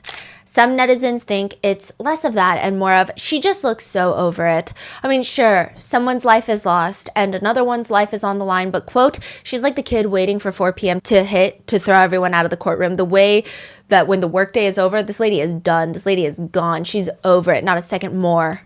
Is it kind of crazy going straight from Father Arum's courthouse to this case? Yeah, and I mean, I don't know because federal trials are not publicized as much, but from what we could hear from a lot of the court officers, Judge Arun is actually a little bit more of the patient ones. Federal courthouse judges are incredibly firm. They're sharp. They're crazy, in a better word. And it seems like there is a difference. The way that Judge Arun, Father Arun, would run circles on this woman, eat her for breakfast, lunch, and dinner without even lifting a single hair on his head or having a single bead of sweat on his glasses is kind of crazy. And to know that they all oversee cases is a little intense and terrifying. Especially this one. I'm sure there's a lot of incredible state judges. But Auntie Bev just, in my opinion, is not one of them. There's another particular moment that the internet has lost their minds over. It's when the defense is questioning a witness, Auntie Bev awkwardly reaches up towards her face and itches the side of her cheek. And after a little while, the prosecution objects to the line of questioning. Auntie Bev quickly gives a big smile and says, "Okay, I'll see the attorneys at the sidebar." Refreshes your recollection on any comments Mr. Whiffen made about Pakistan. objection? I'm going to see you at sidebar for 2 minutes. People think that's a sign that she had for the prosecution. That's how biased people believe her to be, and that's how crazy they think this trial is. And it is weird. It is suspicious. It appears the only time the majority of netizens have agreed with Auntie Bev is Crash Daddy, right here. Crash Daddy? That's what netizens call him. He's a crash expert witness for the defense. He actually worked for the FBI, but the jurors were not allowed to know that. They were hired. ARCA is the company that he works for, and we're going to talk about it in a second. They were hired by the FBI. They concluded that John's injuries were not a result of a car accident. He's the defense expert, and people call him Crash Daddy because out of, well, just look at all these people.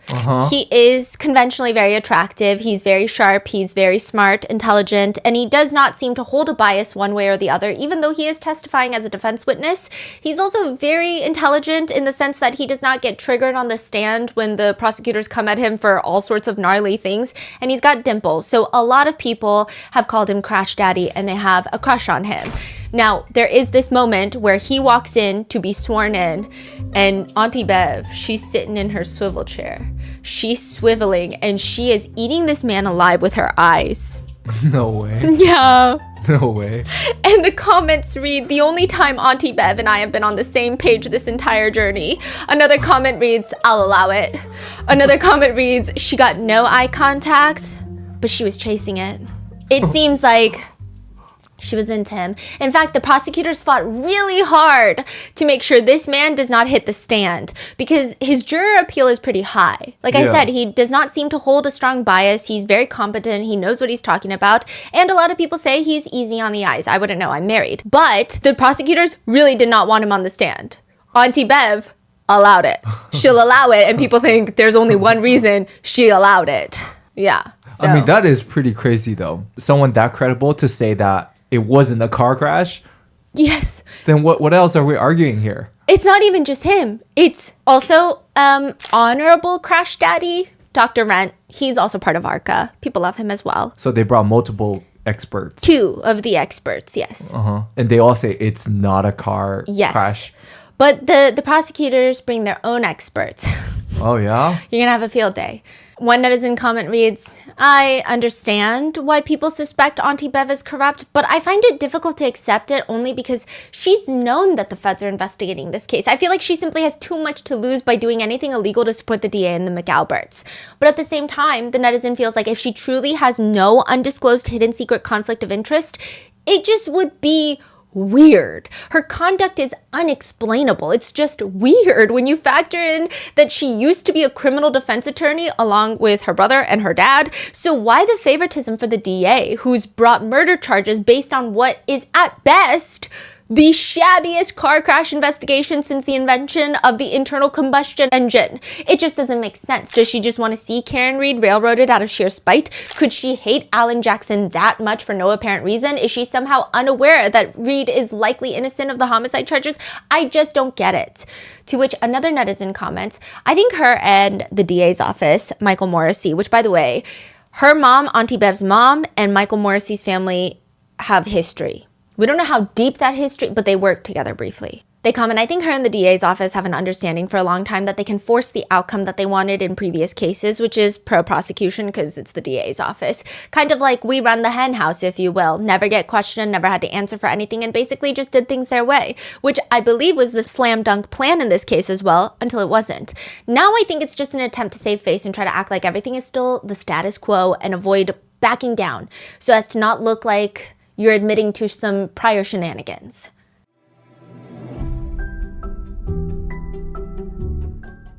For a limited time, we were able to sell Grandpa Mango's artwork, and it was a lifelong dream for Grandpa Mango. It started actually as a surprise for him, which is me, my husband, and my sister-in-law sitting down trying to figure out how to start an online store so that he could share his artwork that he has spent his lifetime drawing. And long story short, we wouldn't have been able to make Grandpa Mango's dreams come true without Shopify. Shopify is the all-in-one commerce platform to start, run, and grow your business. And it is true. No one gets small businesses like Shopify. They've been there themselves. Did you know Shopify actually started as a small snowboard business? Just 5 people in a coffee shop trying to sell snowboards online who realized that these available e-commerce solutions were not small business friendly. So Shopify decided to build their own. Now businesses of all sizes use Shopify, whether they're selling online, in retail stores, or on the go. They've truly created the formula to commerce. From that super cute sticker shop that you found on TikTok with the cute packaging to stores that you shop every day, Shopify's point of sale system is a unified command center for your retail business. It brings together in-store and online operations across up to 1,000 locations. Get all the big stuff for your small business right with Shopify. Sign up for your $1 per month trial and start selling today at shopify.com/rotten. Go to shopify.com/rotten. Shopify.com/rotten.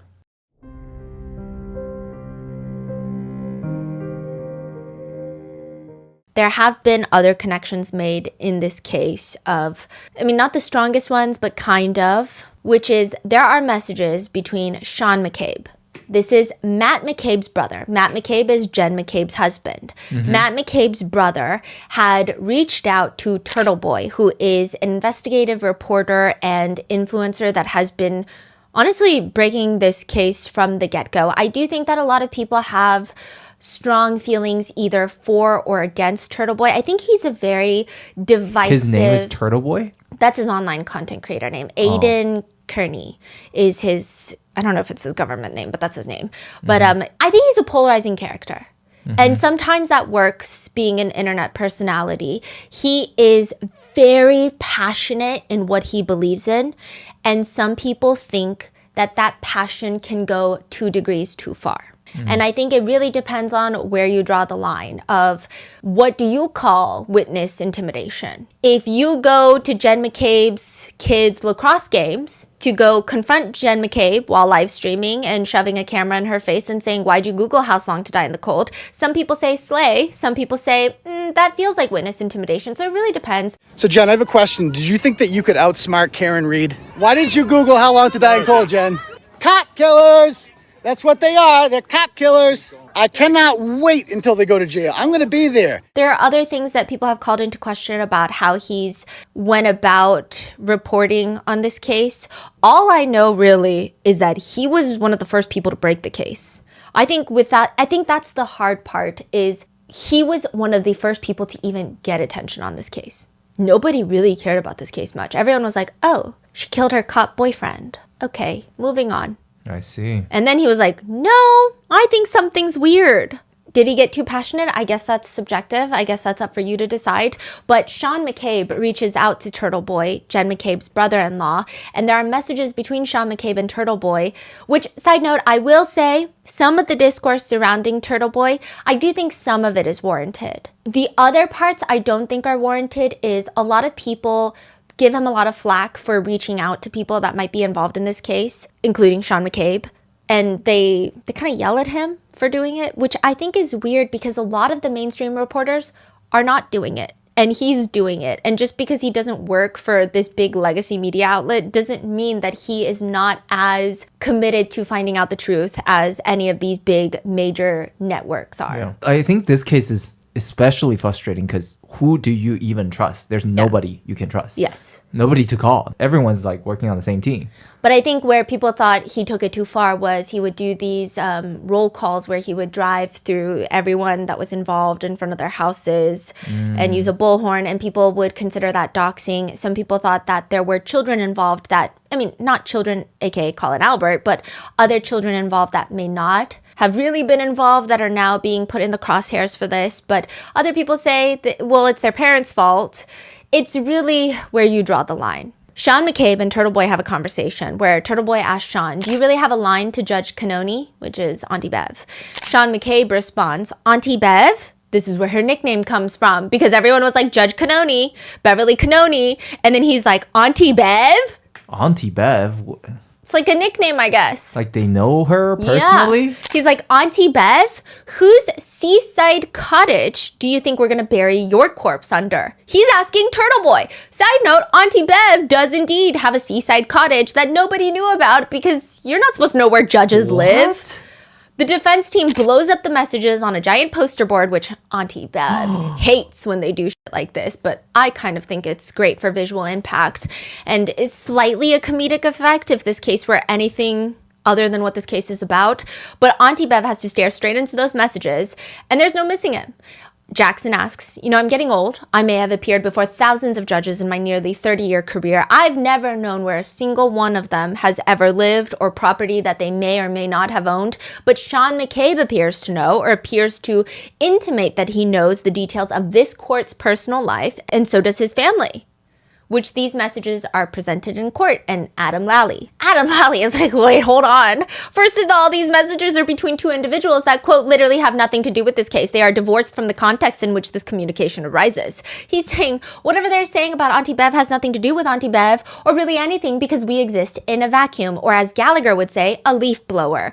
Accompanying that, though, is a 2022 Venmo payment from Julie Nagel, who was at the house, remember? Accompany what? I'm sorry. The message from Sean McCabe, another blown up poster board, is a Venmo payment from Julie Nagel, which was Brian Albert, Birthday Brian's friend who was there that night. And she testified, oh, yes, I did see a black blob outside of 34 Fairview when I was leaving. I did notice something out of the ordinary, like a black blob in the grounds by the flagpole. But she's like all up in the McAlberts family. Like, she loves them, would probably do a lot for them. She sends a Venmo payment. Like what time? What year was that? 2022. So later in the year. So it seems like they're still familiar with Auntie Bev. But Auntie Bev is like, first of all, that's not how I spell my name. And I've never rented out my Cape Cod cottage. But people are like, well, it didn't have to be that you were renting it out. They could have stayed there without paying. Could have been invited there, and maybe they bought something and she was paying them back for that trip. Clearly, these conversations just don't help put faith in the justice system, which is precisely why Alan Jackson, the defense attorney for Karen Reed, is asking for the judge, Auntie Bev, to recuse herself. He makes it very clear he's not accusing her or even insinuating that she cannot be fair and impartial. He just says only the court knows the answer to this question. But the facts we presented unquestionably are such that the public might, and that's the key word, the public might doubt in the court's fairness in some regard, and that's all that's required for this court to do the right thing and step aside from this case. Jackson also points out that Auntie Bev has this strange tendency, which he calls a routine practice of failing to act on defense motions in a timely manner. Auntie Bev says, let me take a second to think about it. And she takes 15 minutes, comes back to the bench, and she says, I've never socialized with McCabe or any family members or witnesses who have been here in court. I reject the notion that untrue and unsubstantiated rumors spread on the internet can force a judge to recuse herself from a case. And that doesn't underscore the fact that anybody can say or write anything and try to make it on the basis of a motion to recuse. And I think it points out that this motion to recuse is not credible. Immediately afterwards, the prosecution requests that the defense attorneys be placed under a gag order. Lally states he wants the defense attorneys to be prohibited by addressing the merits of the case within the media or using the media as a propagandist to advance its theory of its case, to which David Yannetti passionately stands up. And he starts explaining the prosecutors were quite happy with the press this case was getting when it was in their favor, and their minions were out doing their work with the media. We did not create this media circus, the prosecution did. Does the prosecution think that if they stuff a gag in the mouths of Karen Reed's attorneys, that these good reporters behind me are simply going to go away? Do they think the general public's just going to go away? If you gag us, Your Honor, the extrajudicial conversation will not end. If anything, it will only intensify. The gag order is not issued. But the whole thing is just leaving a bad taste in people's mouths, primarily because Auntie Bev isn't even supposed to be on this case anymore. She was supposed to rotate.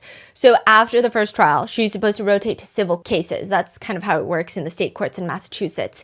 And she was supposed to go on that rotation, but instead of rotating like it's normally done, she has decided to extend her rotation to stay on this case that she's not getting favorable coverage on. She's not getting fame or attention or even money. On the contrary here, so why won't she recuse herself or just pass it on to the next person? Why does she want to take on this case so badly?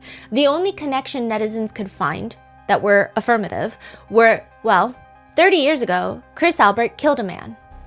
30 years ago. Yes. Chris Albert was driving when he rammed into the back of a man in a car named Peter Berger.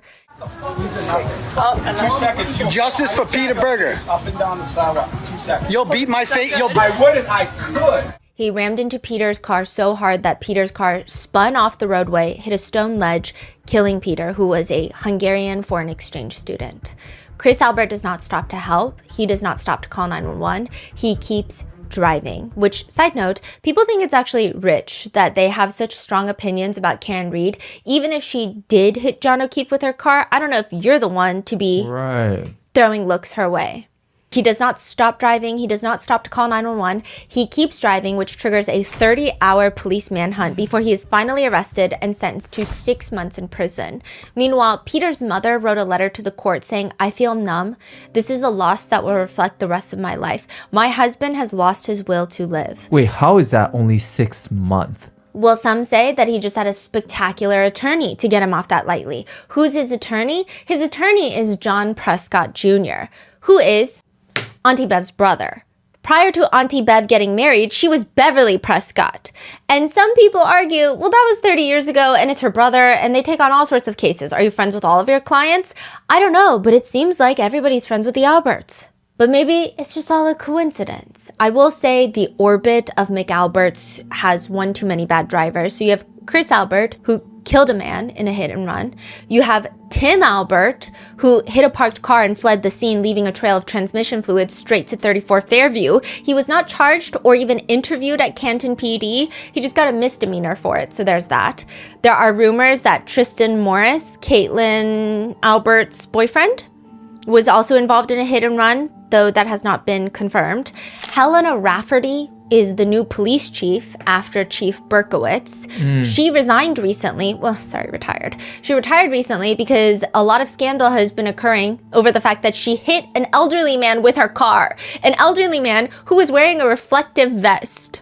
Is that confirmed or? Yes, she hit him with her car. While she is the chief? Yeah. Well, I don't think it was when she was the chief, but she hit him with her car.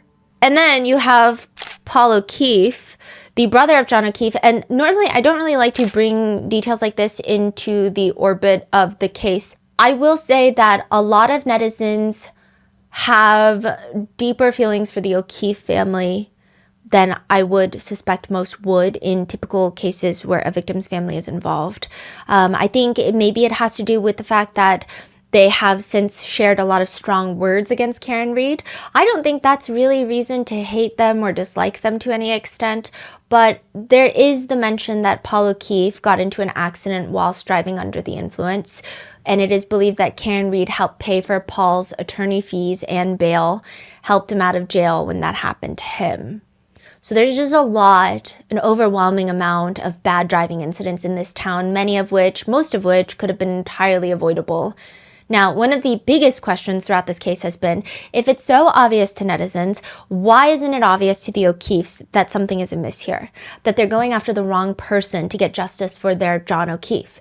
Side note, Karen will later say that she believes that it just hurt Peggy O'Keefe, which is John's mom. It seems like if anybody's the most involved, it's Peggy O'Keefe, which is John's mom, and Paul O'Keefe, which is John's brother. John's dad seems to have taken a little bit of the backseat to this. And Karen says, John's dad and I got along really well. It was actually the biggest betrayal that John's dad didn't believe her. Some netizens speculate, and this is just speculation, that maybe John's dad is like, well, maybe I do kind of believe her, but I'm not going to go against the family when all of this is happening. I'm just going to support my wife and my kids. Nobody really knows. But as to why Peggy O'Keefe might not have liked Karen Read even from the get-go before John even passed, she says she just was hurt by seeing another woman raise her daughter's kids, is Karen Read's speculation to it. Some speculate that Karen Read is definitely not the daughter-in-law that maybe some mother-in-laws would like. She's very outspoken. She's very intense. She doesn't hold back when she thinks something's weird. So some people think it's that. Others say, well, no, I don't think she disliked her. There's no proof that she disliked her before John's death. But she does say, Karen Read does say, so Paul and Peg, if you think I killed John, that means you misjudged me for 2 years and entrusted 2 young family members in my care. Then in the blink of an eye, you now think I'm a cold-blooded killer who took your son away?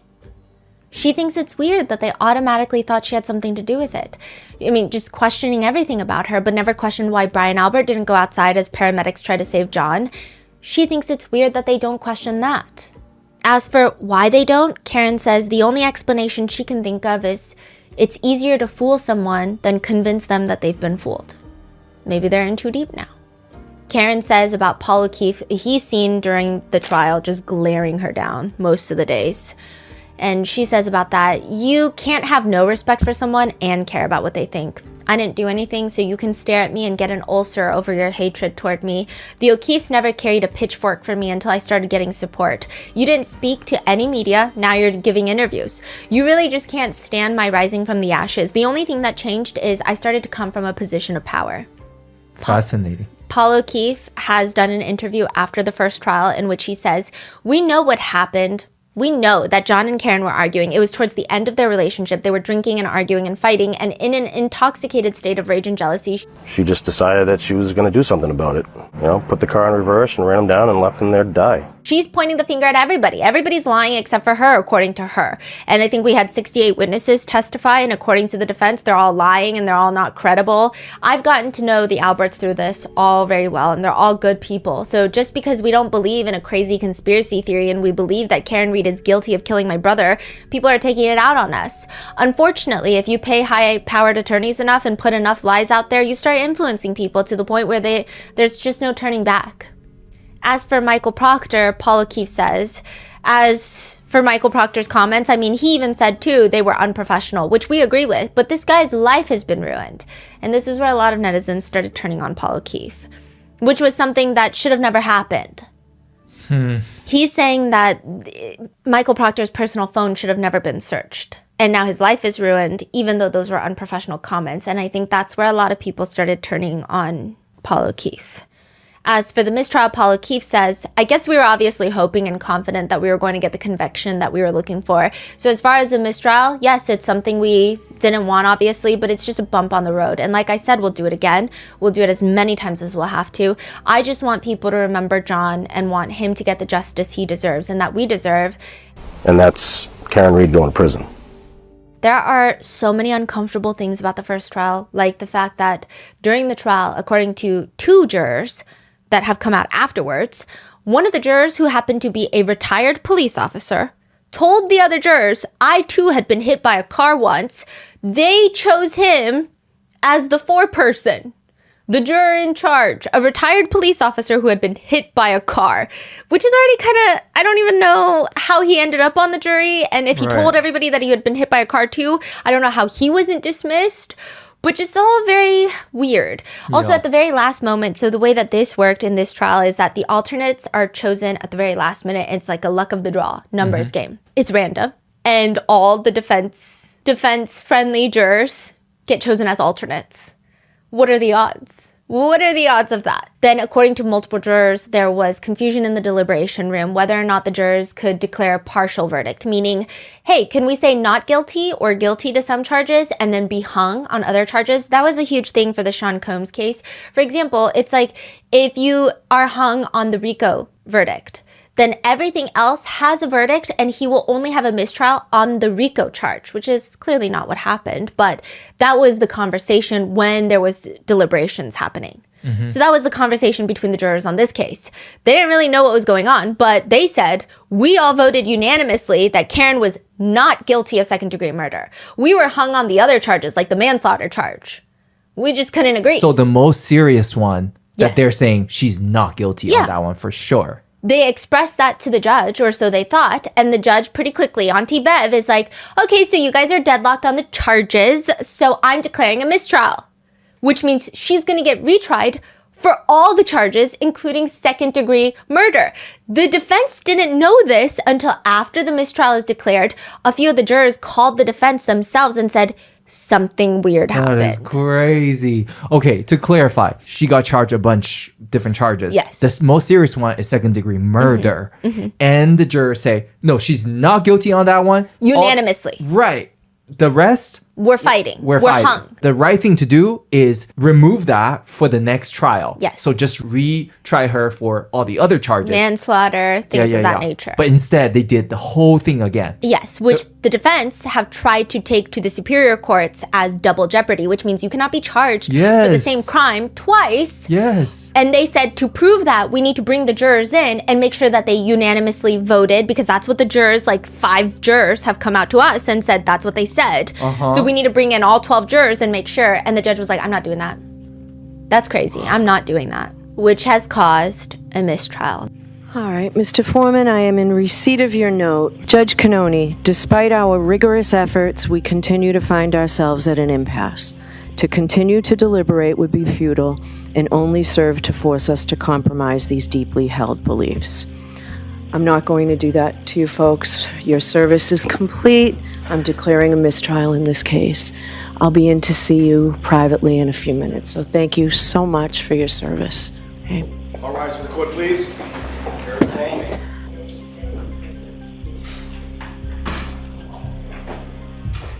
That is why we have a second trial in this case.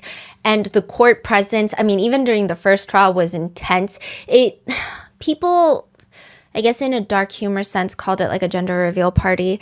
Outside the courthouse, you have a sea of people wearing pink in support of Karen Reed, and blue, obviously, for cops in support of justice for John O'Keefe, which Karen Reed has expressed her confusion because justice for John O'Keefe is not exclusive with supporting Karen Reed. She believes that she is also fighting for justice for John O'Keefe because he's not going to get justice unless whoever killed him is discovered. And she's like, that's not me, so you're not getting justice by putting me in jail. I don't understand. Others are saying, no, you did it, so you need to go to jail. And there has just been lots of people. People are outside the courthouse 8 hours a day wearing t-shirts, holding signs, and they will live stream it outside the courthouse, put it on speakers, and they sit there with lawn chairs. They'll bring snacks, coolers. It's almost become a thing in Boston, Massachusetts, where you don't bring up Karen Reed's name at the dinner table because it's that divisive. Parents and children have stopped talking to each other. Friend groups have dissipated. They said it's worse than talking about politics. And Paul O'Keefe hates that. He says, unlike most people accused for murder and sued for wrongful death, Karen Reed has embraced her celebrity in outsized ways. This intensive media campaign to influence potential jurors compounds the O'Keefe's family's terrible loss while delaying and denying her accountability. To which Karen Reed fights back. Anyone in my position who has been falsely accused would be shouting from the rooftops. First of all, I don't want to be here. It can be the John O'Keefe show. It can be the O'Keefe family reunion. But if you think for a second that anyone has fought harder to find the truth about what happened to John and to enlighten everyone about what happened to John harder than me, then you're wrong. Witnesses have expressed being terrified, the McAlberts included. They say they're being harassed. They're being followed by influencers, that's what they call everyone, to lacrosse games, to be questioned on whether or not they Googled how long to die. They're talking about Turtle Boy. Also, Turtle Boy has been charged for witness intimidation.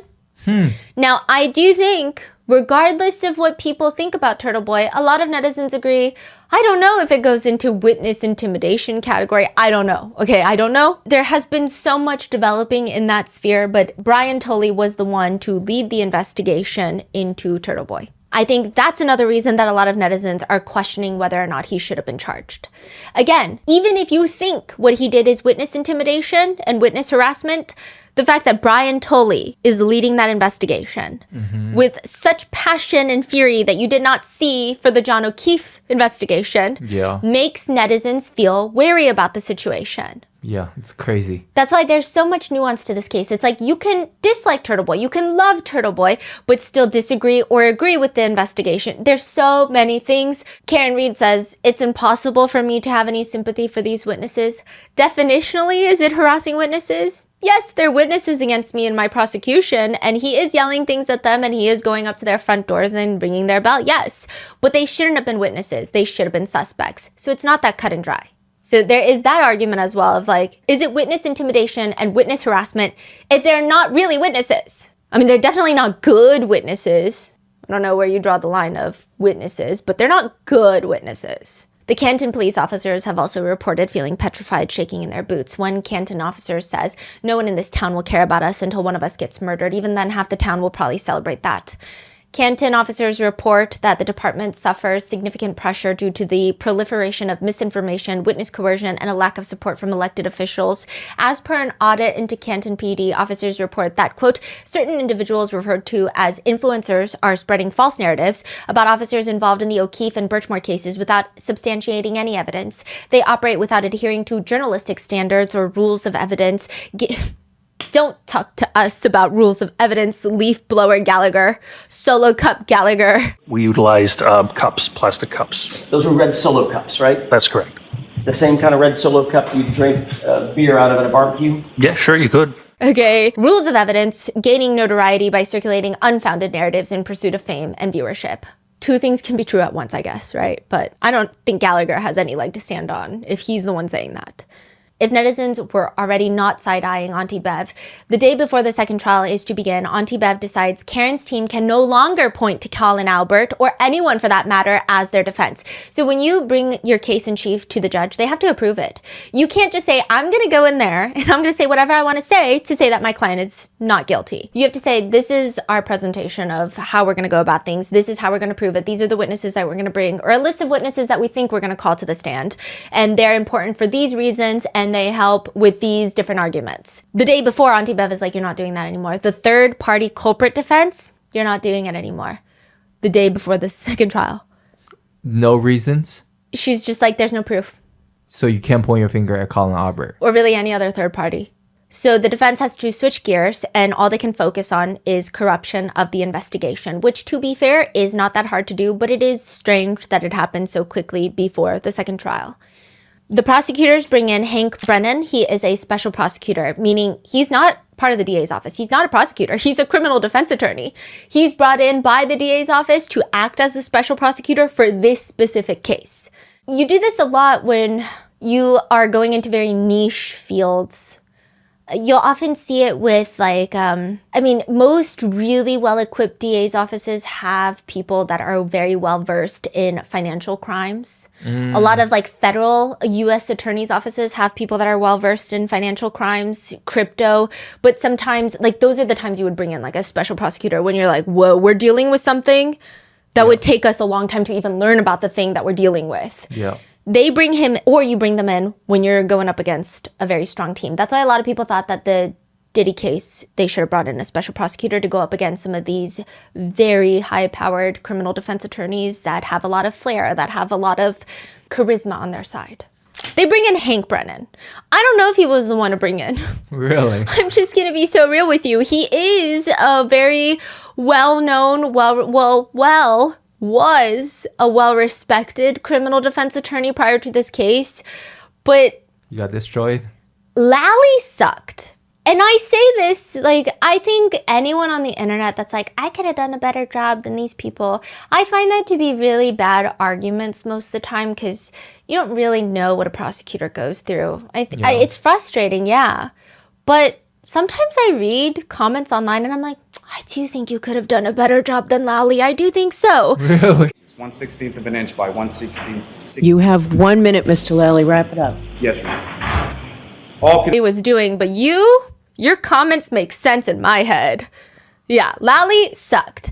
Hank Brennan sucks less, but he is so aggressive to the point of just coming off angry and hostile for no reason. Just aggressive, just so mean for what? I don't know for what. Why are you being like that? That's the feeling Hank Brennan gives. It seems like there are a lot of netizens have psychoanalyzed that he has sour feelings that the defense team, because he's a criminal defense attorney at the end of the day, defense team, they're getting a lot of star power, lots of praise, and people are making memes and thirst traps of them, and he's just hanky spanky. And he's upset that he's hanky spanky. The question ultimately is Hank Brennan going to be worth it? Because between November of last year and June of this year, the special prosecutor is getting paid more than $500,000 in legal fees alone from taxpayers. Close to $600,000, $566,000. In half a year. Yes. Wow. And that's not even, I mean, first of all, the taxpayers don't get a choice. And that's not including all of the different experts that are paid, the other prosecutors, the paralegals, all of the administrative fees. That's just Hank Brennan is getting paid nearly $600,000 in half a year. It's crazy. So locals are mad because what about the other families that want justice? DA's offices have budgets at the end of the day that they can spend on cases. Why are they blowing like a third of their budget on this case for a retrial that nobody asked for? The defense team also adds new additions to their legal defense team. And if you're wondering, how can Karen afford it? She lost her job. She sold her house, is paying for it with her house, got rid of her 401k, is paying for that. I mean, she's like $5 million in legal debt, technically. I mean, Jackson and Little alone said for the two trials, typically, for any other client, they would have charged like $10 million upwards. Dang. But they are deferring their legal fees. They haven't really gotten paid by Karen Reed. All of the new attorneys have also come in pro bono. Wow. That also feels like an indication of how they feel about her innocence. Victoria George is one of the more interesting additions to Karen's legal team. She's an employment lawyer. So people thought that was weird. Why is an employment lawyer getting on this case? Victoria George has very interesting insight to provide for Karen's legal defense team. It's the fact that she was on the jury for the first trial. She became an alternate juror at the end, but she was allowed on the jury because she's an employment lawyer. She didn't know anything about the Karen Reed case. She was on the first jury. How does that work? Yeah. She was on the first jury. And then afterwards, she's like, can I be on your team? She called the defense team and had conversations about, hey, I'm telling you, something was weird. And as an attorney, as someone that upholds the legal justice system to a very high degree, I just thought you should know. And there were first jokes about like, you should be on the, you're still licensed to practice, right? Because at that point, she wasn't practicing as much. She has children and she was at home taking care of them. And she was like, I mean, technically, I am still licensed to practice. And they're like, huh.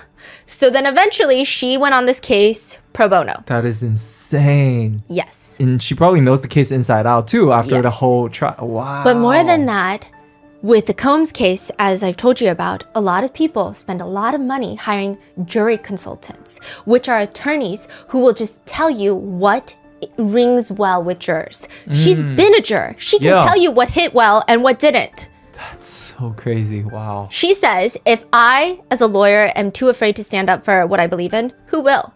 What happened to John O'Keefe was a tragedy, but just because something is sad doesn't mean that the person in the defendant's seat is responsible. I can feel bad for his family and believe that she's not guilty at the same time. Then you have Robert Alessi.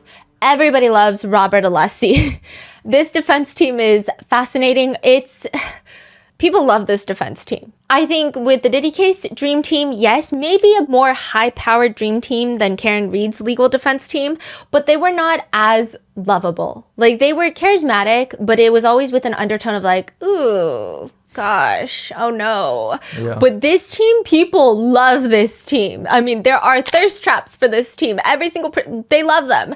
Robert Alessi is a New York-based attorney. So he's in Boston for the whole second trial for this. And interestingly enough, he is a very random addition as well, considering his legal background is primarily in the environmental financial law field in New York City. So why is he suddenly in Boston fighting a murder trial? It has been reported that his daughter asked him to look into the case and that he was looking into it.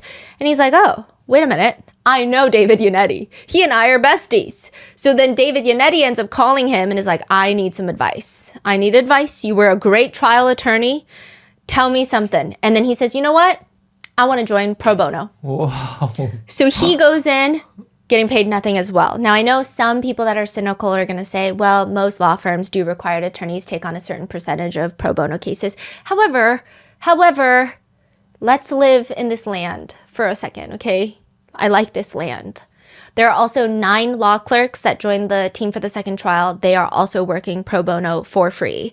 Second trial is a bit more fast-paced than the first one. Most of the McAlberts do not testify the second time around. The prosecution does not call them. Trooper Proctor does not testify the second time around. And even then, it doesn't stop the rather dumb testimonies provided by parties involved, such as when Jen McCabe can't answer any question at all about really anything and has a hard time showing that she does not have pure venomous hatred for the defense team. I mean, that I was woken up out of a dead sleep. Karen showed up at my house screaming. I went out to help her look for John. And then we found one of my closest friends on the front lawn. And she was saying crazy things and acting crazy and Ms. acting McCabe, that's not my erratic. question. Jen! I was more focused on her and her hysteria than which officer was asking the question. I don't recall. I don't recall. I don't recall. I don't recall. I don't recall. I don't recall. I don't recall. I don't recall. I don't recall. There are certain things I will never forget, Mr. Jackson. The minute I remembered, she said, I hit him, I hit him, I hit him. I called Officer Lank. I don't know why these people have such a hard time just not hating every single breathing person in the courtroom. Every single prosecutor's witness just seems like they're filled with hatred. It's so unlikable. It's hard to even resonate with anything they say. They're so defensive. They want to be smart Alex, but it comes off like, are you okay? Yeah. Gosh, it's like... I guess when you're shady, you just can be transparent and open about things. No. Or like the time Buchanan starts arguing that he doesn't know what certain words mean in the English language because he speaks 3 languages. So he asks Attorney Jackson if he can kindly hand him a Webster's dictionary. I'm sorry. English is like a third language for me. So if you can bring up the Webster's dictionary, I can read it out. And Attorney Jackson is like, are you fucking kidding me right now? You want a fucking dictionary? You want me to pull up the Webster's dictionary? You want to take a break real quick and pull up the Webster's dictionary to define a word that you used in an answer about 40 seconds ago? We're working off of a theory, quote unquote. You said it, not me. You want me to go get a dictionary so we can figure out for the jurors what that word means? Objection. And then they have a very tense standoff. I mean, there are a lot of ridiculous moments in both the trials combined, and we would probably be here for the next 10 weeks if I covered all of them. Attorney Jackson is also very upset and confused that Michael Proctor was not even called as a witness for the second trial by the Commonwealth. He says, you guys were so embarrassed of Michael Proctor, you couldn't even put him on the stand. I thought it was a glaring error on the Commonwealth's part to not call certain witnesses, including Brian Albert, Brian Higgins, Nicole Albert, Matt McCabe, and Chris Albert. They didn't want them to be subjected to a very vigorous cross-examination because the Commonwealth knew that they would not withstand it. And also, because Michael Proctor has been fired. President Patrick McNamara, which is the president of the State Police Association of Massachusetts, the union for the troopers. He threw his support behind Proctor, saying, our homicide detectives here in Massachusetts are arguably the best in the country. Our solve rate is indicative of that. At this point, it's just a matter of understanding your audience. That's the exact problem. Everyone is wondering if your solve rate comes from the fact that you just throw everyone in jail regardless of the evidence and then you look for nudes for them. Boasting about how great your solve rate is not what we want to hear right now. He does not read the room. He continues, Trooper Proctor has been the subject of personal attacks from the criminal defense attorneys and the media for doing their jobs. I respond again, nutbag, as Chief would say. She's got a leaky balloon knot.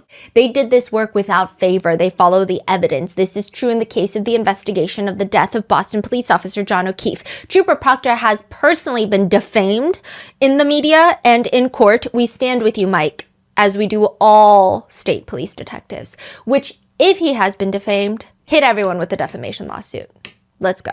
Just do it. That's crazy. He really should have just stayed quiet, okay? Because this is, I guess that's a little rich coming from someone who makes like 10-hour-long videos. Is there like any police officials that's coming out and exposing what's going on or even take a different stance? Because it seems like everyone's like backing each other. Has anybody say something? Briefly. And then they went back. Yeah, we're gonna get there. But soon after that, Patrick loses his re-election for the police trooper union, and I guess that's the nicest thing that could have happened to him.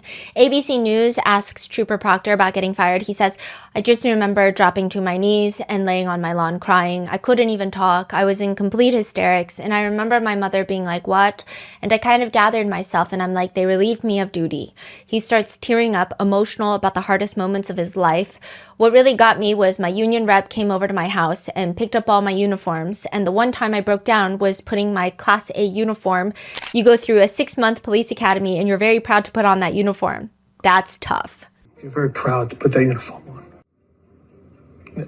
That's tough. He says that. And he wants us to feel bad? Yes. I don't know any trooper that has been punished for personal text messages on their personal phone, let alone fired. Are these people okay? He continues. He thinks he got fired because of a text message. Not what he did. No. It's because of, I sent a little text. I got fired. Yeah. They were just found on my phone. Yeah. Have you ever texted something? It means nothing. It means nothing. These text messages are juvenile, as they are. It's not me as a person. I vented after being involved in an investigation of a police officer and used words that I regret. People see those text messages and they instantly jump to a conclusion about you and that you must be biased, you must be a bad person, and I'm sure many other names. I could see how people make that leap because that's all they know about me. They don't know who I am. They don't know the kind of person that I am. They just see those text messages and they immediately just assume I'm a bad person. He has since appealed the firing. He says, I still love the job. I still want to be a trooper and I'm fighting for it.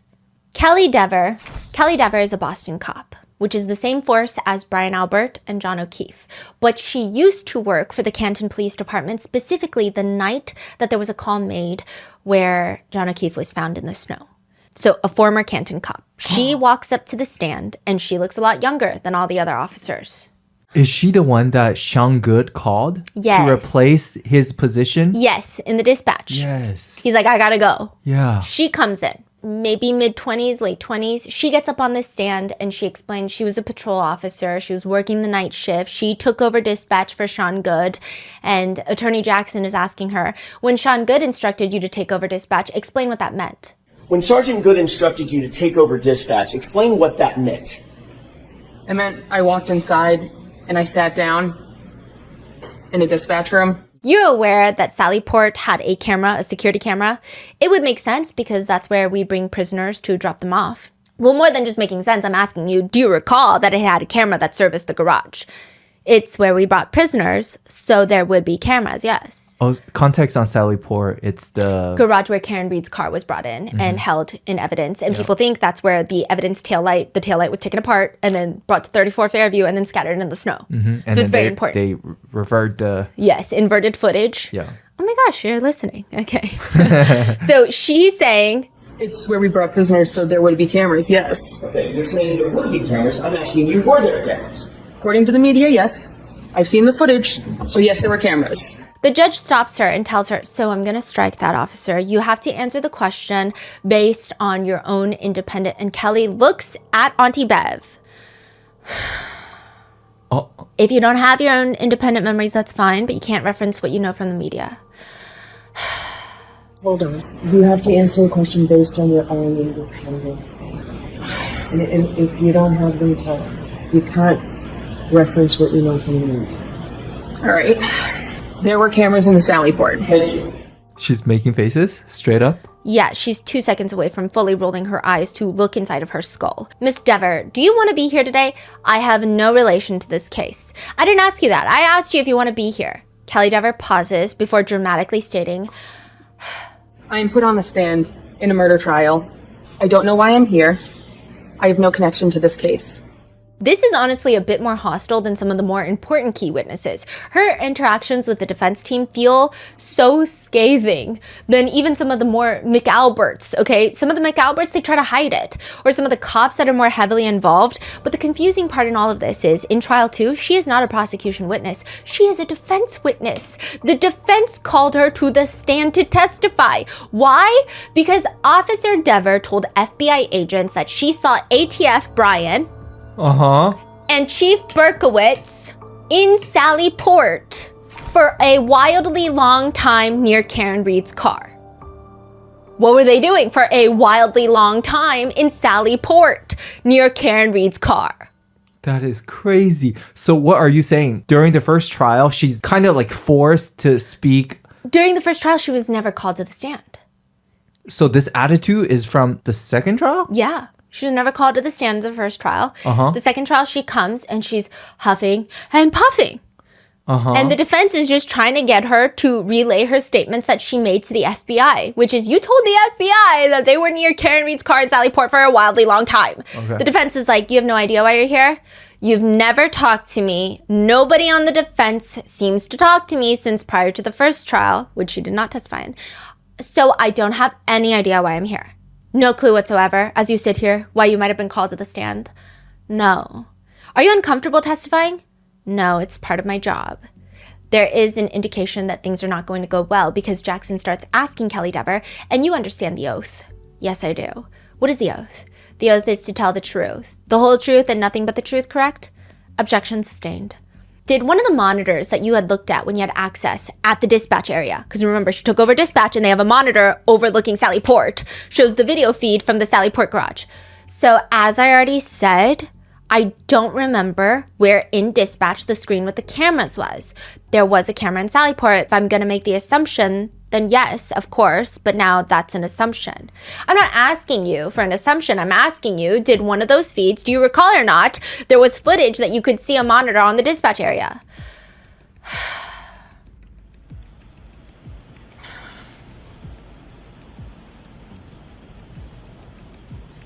I'm going to go with yes? Look, I don't know what that means. So what do you mean? You're going to go with yes? Is your answer yes? Yes. Did you observe anything unusual that stood out in your mind that occurred, pardon me, in the Sally Port area where you were on that shift?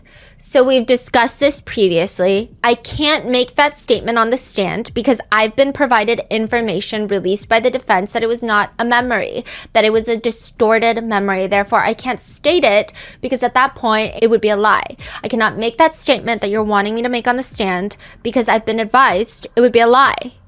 So she's saying what I said to the FBI was a false memory. She's saying I never saw Chief Berkowitz or Brian Higgins in Sally Port. It was a false memory. What? Like how did you even come up with that? Because she said that she had clocked out before the time that she would have seen them. But clocking out doesn't mean anything. And also those records can probably be fudged. I don't know. Don't ask me. But she's saying it was a false memory. Which the defense is like, okay, first of all, a police officer with false memories should not be a police officer. Because what are you doing? Throwing people in jail over false memories? Yeah. Ms. Dever, I've never asked you to make a statement one way or the other on the stand. I'm asking you an open-ended question. Given factual information that makes it so that I know, I did not know. So the answer is no. Correct. But that doesn't make sense because why did you tell the FBI then? Were you advised lying to those officers, the FBI officers, would have been a crime? So it was a willing conversation. I've spoken with their legal team because of the fact that I was providing factual information that showed a statement of mine was a false memory. It was not a lie. Therefore, I made it in good faith and I've retracted given information that it could not be accurate. Ms. Dever, did you understand my question? Yes, I did. You threatened to charge me with perjury during our phone call prior to the first trial if I didn't lie on the stand right now. I'm telling you, I did not see anything. Factually, I've been provided evidence by a timeline that it is not correct. Did they advise you of anything, any consequences for lying to them? To lying to FBI agents? Because the defense is saying it's so interesting that all these people, they're a little more accurate when they're talking to the feds, huh? Yeah. because they know that they've got nobody in the feds and the feds don't care. The feds are going to arrest them. Not the feds don't care. The feds have also been the subject of a lot of corruption allegations. But in terms of when they're investigating this case, they don't really care. Did they advise you of any consequences? So we had a willing conversation. That's a yes or no. I don't recall. Okay, there's your answer. And again, it's like, are you shielding these witnesses? As a trained law enforcement officer, are you aware that it is a crime to lie to certain other law enforcement agencies? When you have intent to lie, yes. Did you tell those law enforcement agents on August 9th of 2023 you saw Brian Higgins and Chief Berkowitz go into Sally Port together and alone with Karen Reed's SUV for a wildly long time? For a wildly long time. That was my recollection at the time. So you did say that? At the time, that is what I recollected. Okay. What's even more interesting, and you'll see by the line of questioning, is that after she moves to Boston Police Department, the commissioner, the man who runs Boston PD, Michael Cox, calls this random patrol officer, Kelly Dever, into his office. And then she recants her statement. Oh my God. She calls the FBI and is like, so and you I say provide Boston has like thousands of police, right? 3,000 officers, and it's very rare that the commissioner talks to anyone, especially not on a detective level. Yeah. She's just a patrol officer. Wow. Did you have any conversation with anybody in the commissioner's office at the Boston Police Department? Not about anything malicious. I didn't use the word malicious. Why do you say malicious? I had a conversation, but it was my department saying, regardless of what I need to say on the stand, they support me. So everyone thinks this whole thing is weird, especially weirder when you, given the fact that Michael Cox, he is interviewed by a reporter later, and he's kind of thrown off guard. He's like, did you talk to Kelly Dever about her statement? And he says, I don't even know Karen Reed. I've got nothing to do with Karen Reed's case. I don't know anything about the Karen Reed case. I have nothing to do with Karen Reed. Matter of fact, I didn't even know this person was associated with the Karen Reed case. It's much to do about nothing. I have no idea what they're talking about with Karen Reed. It had nothing to do with Karen Reed. I have nothing to do with Karen Reed. And everyone's like, that's crazy, because what do you mean? The officer that is deceased involving Karen Reed's case is a Boston police officer. Yes. What do you mean you know nothing of the Karen Reed case? And the defense is saying, you told us, Kelly Dever. A year ago, when you talked to us, the defense, did you tell us that you were called up to the commissioner's office and he told you two things? Number one, the department supports you, Officer Dever, and do the right thing. Boston Police Department supports you, and Officer Dever, do the right thing. So he said my name correctly. He said Dever, and That's my mistake. He said nothing with the intent of guiding me one way or the other. Just full of attitude, huh? Yeah. At one point, when she's trying to say, I don't remember a question, she says, just like how you don't remember my name, I don't recall. like you can't remember my name. I don't remember. That is wild. Yeah. So is she the one that you're talking about? Like she kind of told what happened and then she took it back. Yeah. Netizens have dug up that there seems to be some distant familial connection between the Dever family and the McCabe's. There seems to be some sort of marriage between Kelly Dever and Matt McCabe's side of the family. It's definitely not good. She also accuses one of the male defense attorneys of threatening to charge her with perjury. And she said that they became very aggressive. And so Jackson is like, a male voice on the phone threatened to charge you with perjury? Yes. You're a police officer, correct? Yes. Who charges people with crimes? In the end, it's going to go through the court system. So the DA, have you ever seen a defense attorney charge anybody with a crime? Personally, no. Fact of the matter is, nobody ever threatened you with perjury, did they? They did. I contacted the FBI regarding it. Oh, did you? I did. Do you have a report from the FBI saying that you reported that someone on the Karen Reed defense team threatened to charge you, your words, with perjury? You have a report to that effect? No. No. But we're looking for the truth. Which I gave you, yes. Did you also say on that phone call something to the effect of, I know you're going to tear me a new one? That's what you're trying to do, so yes. Actually, what you said was, you're going to tear me a new asshole, didn't you? I don't recall that, so that's putting words in my mouth. But you do remember saying something to the effect of, I know you're going to tear me a new one, right? Yes. Okay. What is going on? Yeah. These people are... Yeah, so now it's become a thing where David Yannetti, the only way he can describe it is, John O'Keefe is a Boston cop. I mean, that tells you all you need to know. The blue wall went up, and Karen Reed is on the outside of the blue wall. She's an outsider. It just seems like a lot of it is not even corruption. I mean, it is, but a lot of it is not even like, I want to protect Brian Albert. I want to protect the McAlberts. It just seems more so, that's just the way it works. This is how we run things. But one of the biggest problems in this case is even the accident reconstructionists for both sides are, well, the fact is, nobody knows exactly where John's body was found, right? During the first trial, the prosecution calls up their expert crash reconstructionist, Trooper Paul. He states that Karen hit John with her car, and it all makes sense due to physics. Trooper Paul states that John was hit by the SUV and flew 30 feet. Then when the SUV hit him, he projected forward and then to the left and then to the front yard to his final resting place. If you're confused, it's because it's confusing. Nobody can understand what he's saying happened when the car hit John O'Keefe. And more, like I said, in this case, it's more the fact that he didn't get 100%, like his center of mass didn't strike the vehicle, so he would not have been thrown 100% of the vehicle speed post-impact. His right side would have sustained the vehicle speed, and that would cause him to spin out, as opposed to traditional forward projection. If he was right there in the middle of the vehicle, he would have got projected forward, and he would have sustained, his full body would have sustained the vehicle speed. Basically, Trooper Paul's version of events show John O'Keefe doing almost a ballerina spin. He gets sideswiped by the taillight. His arm stays there. The taillight shatters on impact, but no bruises or broken bones on his arm. That took the brunt of the impact of this massive SUV. And then his arm kind of stays there for the taillight to then kind of sideswipe him again, causing those crazy abrasions. And then that causes him to propel in like a spin ballerina projected somewhere around the idea of 30 feet until he lands in the grass. And I know that I'm being very animated with this, and it's because in the whole trial, that's how it is. He's being animated, and Attorney Jackson, to bring it home, he's like doing a spin in court. So you're like, so this is what you're telling me happened. He does a pirouette and flies 30 feet to his final point of rest. Because I think the only way to see how ridiculous it is to show the animation of what he's saying happened.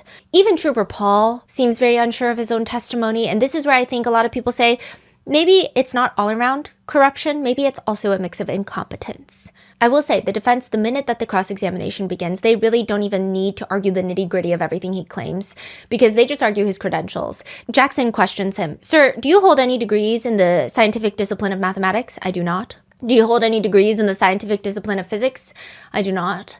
"Hold any degrees in the scientific discipline of biomechanics?" No. How about in kinematics? No. What's the highest degree that you do hold, sir? I have an associate's degree. In what? Administration of justice.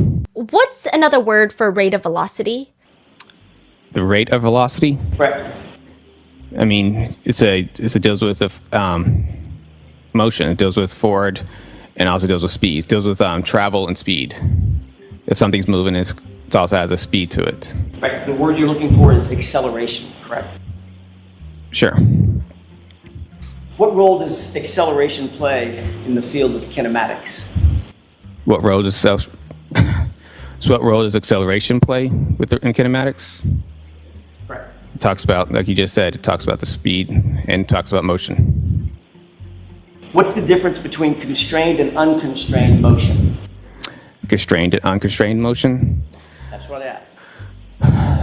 Constrained motion. I can't recollect at the moment. Constrained motion is motion on a predetermined path, isn't it? Yes.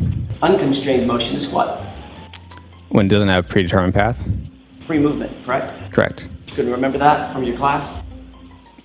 For the most part, we don't go that in depth, constrained and unconstrained. Constrained and unconstrained, not restrained. That's what I said. Sorry, unconstrained. Yes.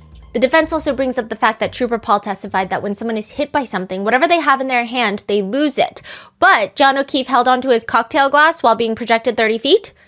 Trooper Paul responds, "I don't know. I mean, it just could have been with him the whole way. I don't know. I wasn't there, so I don't know how the glass stayed with his body and went with him to the final rest." So we know that you weren't there, but if you don't know, who knows?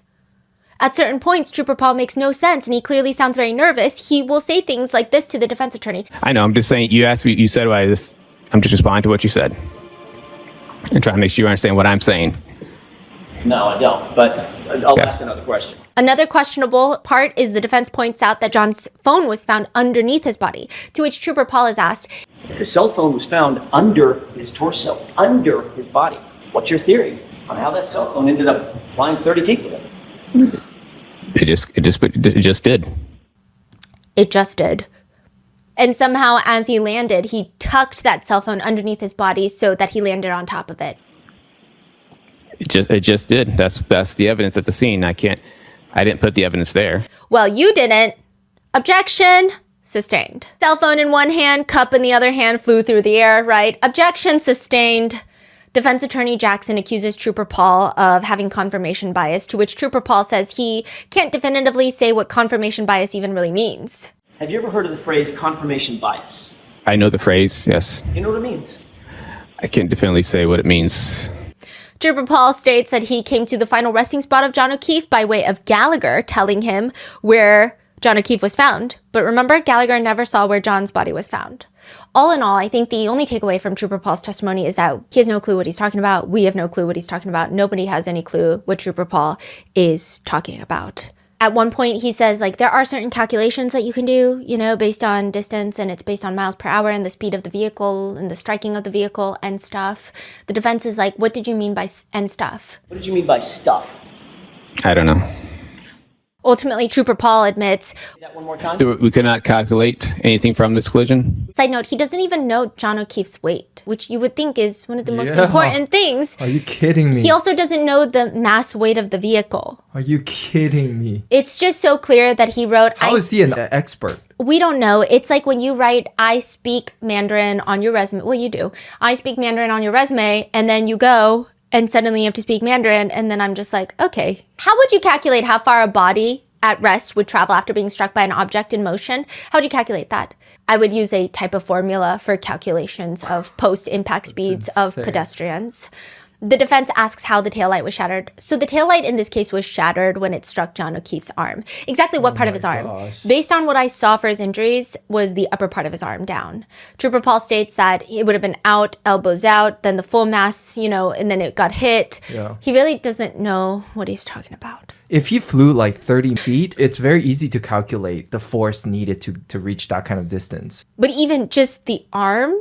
Yeah, that doesn't make sense. None of it makes sense. To shatter that type of plastic, yes. You know, what type of force? And then also it's a lot of the plastic taillight pieces were found around where John O'Keefe's body was found. So it shattered like an explosion. Right, exactly. None of it makes sense. Yeah. So then there was briefly... And there's only one thing that doesn't lie, which is physics. Yeah. That's one thing cannot lie. So just follow that, proves everyone is lying.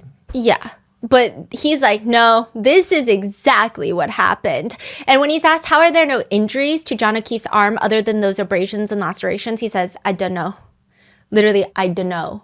Any other questions about that? Auntie Bev just sustains all of them. Jackson asks, and at the same time, he does a pirouette and flies 30 feet to his final resting point of rest. I don't know if he did a pirouette. He started rotating counterclockwise. I don't know how far he ran counterclockwise, but he started rotate. According to that, would push him to rotate counterclockwise. Whether he went counterclockwise all the way to his back toward the ground, it seems like a most likely possibility. At one point, the defense straight up asks Trooper Paul, the truth is, Trooper Paul, you have no idea what all these physics calculations mean, do you? Objection sustained. Netizen comments read, I was feeling sympathy for how insufficient Trooper Paul's intelligence is, but then I see him on cross trying to explain away a murder charge with his woefully lacking investigation and opinions. Not doing calculations because it was a reverse is a lie. The laws of physics exist. Gravity exists despite his wish that it didn't. I don't know. Just like based on this person alone, just this little conversation alone, it's enough to prove that Karen Reed didn't hit John O'Keefe. That's it, period, the end. I don't even know how the mistrial happened from the first trial. It doesn't even make any sense. I think the biggest thing for me is the feds got involved. The federal investigation that has no connection with Karen Reed, that has no connection with the McAlberts, and their experts said these injuries from John O'Keefe were not from a collision. Yeah, exactly. And they had no skin in the game. They gave this to the Commonwealth and the defense, and they said, here you go. And I feel like that was where I was like, okay, then what can I say? Yeah, I don't know physics like that, but they're telling me. So it wasn't from a collision, then let's look elsewhere, guys. Yes. But they're like, no, it was from a collision. In fact, Trooper Paul testified in trial 1, and clearly it did not go well. So for trial 2, the Commonwealth brings in expert witnesses, very expensive expert witnesses from a company called Aperture. The first one is Shannon Burgess. You can already tell things are going to go awry by the fact that his direct by Hank Brennan is 1.5 hours long, and the cross by Robert Alessi is 4.5 hours long, which, by the way, Robert Alessi is a pharmacist as well. He's got a lot of, it seems like he knows a lot of STEM related stuff. I don't know how else to describe it, but it seems like he's very well versed in anything STEM related. Shannon Burgess says that he found a new computer chip in Karen Reed's SUV that hasn't been previously analyzed, and he used that data to calculate the time difference between Karen Reed's SUV and John O'Keefe's cell phone, and he found the variance. And then he's just saying, you know, the time adds up to when Karen Reed made a 3-point turn and when John O'Keefe's phone was used for the last time, and that is why he believes that she was the one that killed him on impact. When the cross-examination starts, when it starts with these types of questions, you just know it's not the type of cross that you want to be on the receiving end of. Alessi has this look of, good afternoon, Mr. Burgess. People know Alessi, and people say this man is about to do something that Burgess is not going to like. He brings up his CV. CV cover? Yeah. And it says that he is currently pursuing a bachelor's degree. But interestingly enough, on the Aperture official website, his bio states that he has a BS in mathematics and business administration, not currently pending or pursuing, just has it. You do not have a Bachelor of Science in mathematics and business administration, do you? No, I do not. He also puts it in his LinkedIn. But also, he hasn't gotten his degree for that, or nor is he actively pursuing it. So is he just like lying on the Aperture website and his LinkedIn? The defense brings up another resume, and this time again, it says Bachelor of General Science in Mathematics and Business Administration, University of Alabama, 2022. All Burgess can say about that is what it states, but this resume, there are a number of errors in that. Correct. So let's go on. This is the third example. Am I correct, sir? It has errors or outdated information. Well, when you say outdated, how is it that you can call a date outdated next to something you don't possess? Either you have a Bachelor of Science degree or you don't. I have represented that I do not have a bachelor's degree. But to make matters worse, the degree that he claimed to have doesn't even exist at the University of Alabama. He's asked... So you would agree that there's not even a degree called Bachelor of General Science in Mathematics and Business Administration offered at the University of Alabama, correct? Correct. If I did the math correctly, sir, you've been pursuing a Bachelor of Science degree for 17 years, correct? That is correct. And you have not obtained it as you sit here today? That is correct. Is he embarrassed? What is happening right now? Yeah, so he's lying on his resume. He has no degree in this, but what if Shannon Burgess is a genius that excels in math, and this is an episode of Suits? He didn't graduate from school, but he is a prodigy level ability to comprehend car accidents and physics. That could be the case. The defense reveals that Shannon Burgess doesn't know the difference between a gigabit and a gigabyte. To simplify it, 1 gigabyte is 8 gigabits, which is kind of confusing, but like, that's like confusing 5 minutes and 40 minutes. It's a huge discrepancy, a huge miscalculation, misunderstanding, error, whatever Shannon Burgess wants to call it. Do I know the difference between the two? No, but I also don't work for Aperture, where these things can change the course of a defendant's life based on their calculations. Yeah. Burgess didn't even realize he misunderstood a gigabyte and a gigabit until the defense ARCA witnesses were like, hey, prosecutors, your experts are dumb. They confused it, so. Wow. Unbelievable. It was you that simply misunderstood the difference between gigabits and gigabytes, correct? Misinterpreted? I would not say misunderstood. He also misinterprets dates, just straight up gets dates wrong on his scientific findings. The defense also accuses him of just switching up his data and findings whenever other experts that are also testifying for the prosecution find different findings, just to make it all cohesive, which is not at all what you're supposed to do. And side note, the redirect for the prosecution does not save this testimony, because this cross-examination is 4.5 hours long, and it's brutal. Very brutal. It just makes it goofier. All Hank Brennan can do is ask Burgess, is a bachelor's degree a prerequisite of success in a particular field? No, it is not. You ever hear of Bill Gates? Yes. Stephen Jobs? Yes. Oprah Winfrey? Sustained. Oh my gosh. Oprah Winfrey. Objection. Sustained. Then you have the other aperture expert, who I guess I decided last night at like 3 a.m. he doesn't deserve a spot on this wall. Okay, but he's just he's the blue man. The blue man? The blue man, but he's the blue man. Robert Alessi is also the one doing this. I will say, Robert Alessi, I don't think anyone expected him to do these types of crosses. I feel like he knows more about physics than the aperture witnesses. He looks like he would know. Yeah, he's people call him like the nerdy hot guy type. He looks like a scientist more than Yeah. a lawyer. Yeah, which makes him an incredible lawyer. And Dr. Welcher is a lot. He says, Good morning, Dr. Welcher. Good morning. We haven't been formally introduced. Your whole name? Robert Alessi, sir. Robert Lessie. Nice to meet you. Nice to meet you. which I just felt like Welcher's trying to assert his dominance, which doesn't bode well for him later on. He introduces himself as an action reconstruction and biomechanics expert. He's got a little feistiness in him. Alessi asks him, and would you agree that the first question, or one of the first questions that are to be asked by a biomechanical engineer when conducting an analysis of, say, an injury is, how did this happen? Is that one of the first few questions that you ask? No, that's usually the last question. Oh, so for you... So hold on a second. Okay, generally what you want to do is gather data.